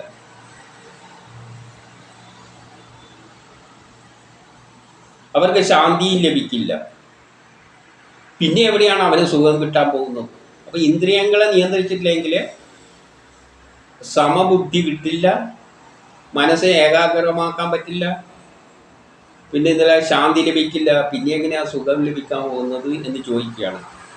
അവൻ്റെ മനസ്സ് കാറ്റത്ത് ഒരു തോണീനെ വെള്ളത്തിലേക്ക് തള്ളിയിട്ടാൽ ആ കാറ്റത്ത് അതങ്ങനെ പോയി പോകും. തോണീനെ കയറ് കൊണ്ട് കെട്ടിയിട്ടിരിക്കുന്നത് നിയന്ത്രിച്ചാണ്. അല്ലാതെ വിട്ട് കഴിഞ്ഞാൽ കാറ്റത്ത് പോകുന്ന മാതിരി ആ മനസ്സങ്ങനെ പോയിക്കൊണ്ടിരിക്കും. അതിനാൽ ഇന്ദ്രിയങ്ങളെ വിഷയങ്ങളിൽ നിന്നും നിശേഷം പിൻവലിക്കുന്നവൻ്റെ എന്തായിരിക്കും? പ്രജ്ഞപ്രതിഷ്ഠനാകും. അപ്പോൾ എന്തുവാണ്? ഇന്ദ്രിയങ്ങളെ നിയന്ത്രിക്കണം.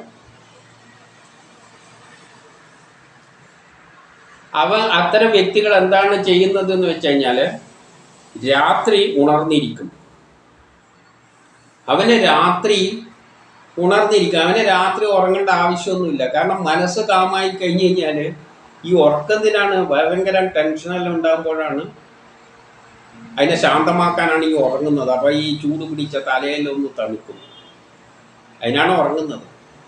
മനസ്സ് ശാന്തമായിരിക്കുന്നവന് രാത്രി ഉറങ്ങേണ്ട ആവശ്യമൊന്നുമില്ല. അവനങ്ങനെ രാത്രിയിൽ ഉണർന്നിരിക്കും. അതേസമയം പകലെന്തായിരിക്കും? അവന് രാത്രി പോലെയാണ്. പകൽ മറ്റുള്ളവരെല്ലാം നല്ലോണം ആക്റ്റീവായിട്ട് വർക്ക് ചെയ്യുമ്പോൾ ഇവൻ്റെ രാത്രി പോലെയാണ് ഇവൻ്റെ പകൽ. കാരണം എന്തുകൊണ്ടെന്ന് വെച്ചാൽ ഗ്രഹങ്ങളാണ് മറ്റുള്ളവരെ പ്രേരിപ്പിച്ചിട്ട് കർമ്മത്തിലേക്ക് നയിക്കുന്നത്. ഇവൻ്റെ കർമ്മമെല്ലാം തീർന്നു. അപ്പം ഗ്രഹങ്ങളൊന്നും സ്വാധീനിക്കാൻ പോകുന്നില്ല.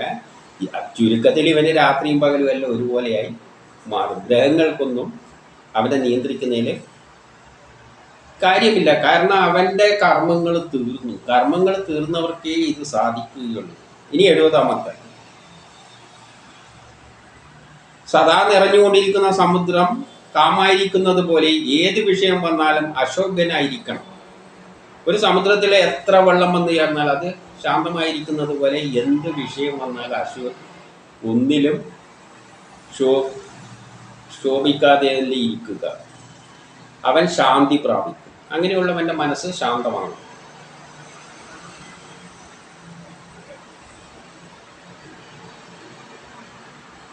അപ്പോൾ എല്ലാ കാമവും വെടിഞ്ഞ് ഒന്നിലും ആഗ്രഹമില്ലാതെ മമതയില്ലാതെ കഴിയുന്നവനാണ് ശാന്തി. അപ്പോൾ ശാന്തി ലഭിക്കേണ്ടിക്ക് എന്ത് വേണം? ഒരാഗ്രഹം ഇല്ലാണ്ട്. അത് മനസ്സിലാക്കാൻ വലിയ പാടൊന്നുമില്ല. ഒരാഗ്രഹം ഇല്ല, എനിക്കൊന്നും വേണ്ട, അല്ല ഇരുന്ന് കഴിഞ്ഞാൽ ശാന്തിയാണ്. ആഗ്രഹം ഉണ്ടാകുമ്പോഴാണ് ഓടി നടക്കുന്നത് കിട്ടാൻ വേണ്ടിയിട്ട്. ഇതിലൊന്നും വലിയ പ്രയാസമൊന്നുമില്ല. അല്പമൊന്നും ചിന്തിച്ചാൽ മനസ്സിലാകുന്നതേ ഉള്ളൂ. ഇതാണ് ബ്രഹ്മനിഷ്ഠ. ഇപ്പം ബ്രഹ്മനിഷ്ഠയിൽ എത്തേണ്ടിക്ക് ബ്രഹ്മസാക്ഷാത്കാരം വേണ്ടിയെങ്കിലും ഒരാഗ്രഹമല്ലെന്ന് ത്യജിക്കുക. ഒന്നിലും താല്പര്യമില്ല, ബന്ധുക്കളും ഇല്ല, ആരുമില്ല, ഒരാഗ്രഹവും ഇല്ല, വട്ടപൂജ്യം ആകുമ്പോൾ സംസാര ദുഃഖവും നശിക്കുക. അപ്പം ദുഃഖവും ഇല്ല. നമുക്കൊന്നും വേണ്ടെങ്കിൽ പിന്നെ എന്തിനാ ദുഃഖം? നമുക്കൊന്നും വേണ്ട. രാവിലെ എണീറ്റ് കഴിഞ്ഞാൽ ഒരു ആഗ്രഹമില്ല, ഒന്നിനും താല്പര്യമില്ല, ഭക്ഷണം പോലും വേണ്ട, വസ്ത്രവും വേണ്ട, വസ്ത്രവും കൊടുക്കണ്ട, വസ്ത്രത്തിൻ്റെ ആവശ്യമൊന്നുമില്ല. ഇങ്ങനെ ചിന്തിച്ച് നോക്കിക്കഴിഞ്ഞാൽ എനിക്ക് വസ്ത്രവും വേണ്ട, ഒരു ചുക്കും വേണ്ട, എത്ര ശാന്തതയാണ്. വയറ് വിശക്കുമ്പോഴേ ഇവിടെ നിന്ന് പോയി സന്യാസത്തിലേക്ക് പോകുന്നവർക്ക് ആദ്യം പറഞ്ഞിരിക്കുന്ന ഇതാണ്. വിശക്കുമ്പോൾ ആരോടെങ്കിലും ഒന്ന് കൈ നീട്ടിയാൽ വല്ലതും തരും. അത് കിട്ടിയെങ്കിൽ അതങ്ങ് കഴിക്കുക. പിന്നെ അങ്ങനെ അങ്ങ് നടന്നു പോകും. അപ്പോൾ എന്താ? മനസ്സ് ശാന്തമാണ്. സംസാര ദുഃഖം എന്ന് വെച്ചു പിന്നെ ഒരു ദുഃഖമില്ല. ഇത് അന്ത്യകാലത്തെങ്കിലും ചെയ്യാൻ അവർക്കെന്താണ്? ബ്രഹ്മപ്രാപ്തി എന്ന് പറയുകയാണ്. വയസ്സാം കാലത്ത് ആയാലും മതി, ഇപ്പം വേണമെന്നൊന്നുമില്ല. വയസ്സാം കാലത്ത് ഒന്നിലും താല്പര്യമില്ലാതെ അങ്ങനെ അങ്ങ് കഴിഞ്ഞു കൂടിയാൽ പക്ഷേ എല്ലാവർക്കും പറ്റില്ല. കാരണം വയസ്സാം കാലത്ത് പിന്നെ ആലോചിക്കുന്നത് എന്താണെന്നറിയാം? കുറച്ചും കൂടി ഒന്ന് നീട്ടിക്കിട്ടണം, കഷ്ടപ്പെടാതെ മരിക്കണം, ഇങ്ങനെയെല്ലാം പല ചിന്തകളുണ്ട്. അത് കഴിഞ്ഞിട്ട് ഇനിയത്തെ ജന്മം എനിക്കൊരു നല്ലത് തരണേ എന്നും പറഞ്ഞാൽ മരിക്കുക. പിന്നെ ആദ്യം പുനർജനിച്ചിട്ട് ഈ പാടുകൾ അനുഭവിക്കേണ്ടി വരും. അതുകൊണ്ട് മരിക്കാൻ സമയത്തെങ്കിലും എല്ലാ ആഗ്രഹങ്ങളും കഴിഞ്ഞ് ബന്ധങ്ങളെല്ലാം മറന്ന് അതുകൊണ്ടാണ് കാട്ടിൽ പോയിട്ട് സന്യസിക്കാൻ പറയുന്നത്. കുടുംബവും വേണ്ട, ഒന്നിനെ പറ്റിയും ചിന്തിക്കാതെ വല്ലയിടത്തും പോയിരുന്ന് ഒരാഗ്രഹമില്ലാതെ അങ്ങനെ മരിച്ചാൽ പിന്നെ പുനർജന്മമില്ല, ബ്രഹ്മപ്രാപ്തി. അതായത് വിരക്തി വന്നവന് മാത്രമാണ് ബ്രഹ്മപ്രാപ്തി ഉള്ളൂ. ഈ ലോകത്തിലെ എല്ലാ കർമ്മവും ഉപേക്ഷിച്ച് വിരക്തി വന്നവനാണ് ബ്രഹ്മപ്രാപ്തി. പക്ഷേ അത് നടക്കുന്ന കാര്യമല്ല. നമ്മളെ സൃഷ്ടിച്ചത് കർമ്മം ചെയ്യാനാണ്. ആ കർമ്മം ചെയ്യാൻ അത് തന്നെ ഉള്ളിലൂടെ ഞാനെന്ന ചിന്ത ഉണ്ടായിട്ട് എന്നെ കൊണ്ട് ചെയ്യിപ്പിക്കുകയാണ്. അത് തന്നെയാണ് ഉള്ളിൽ കിടന്ന് ചെയ്യിപ്പിക്കുന്നത്. അപ്പോൾ കർമ്മം തീരാതെ നമുക്ക് ബ്രഹ്മസാക്ഷാത്കാരം ഇമ്പോസിബിൾ. അത് തന്നെ തീരുമാനിക്കണം. ഇനി ഇവന് ജോലിയൊന്നും ഇല്ല എന്ന് കാണുമ്പോൾ അതെന്നിൽ ഞാനെന്ന ചിന്ത ഉണ്ടാക്കുക. ആ ഞാനെന്ന ചിന്ത ക്രമത്തിൽ അങ്ങ് ഇല്ലാതാവും.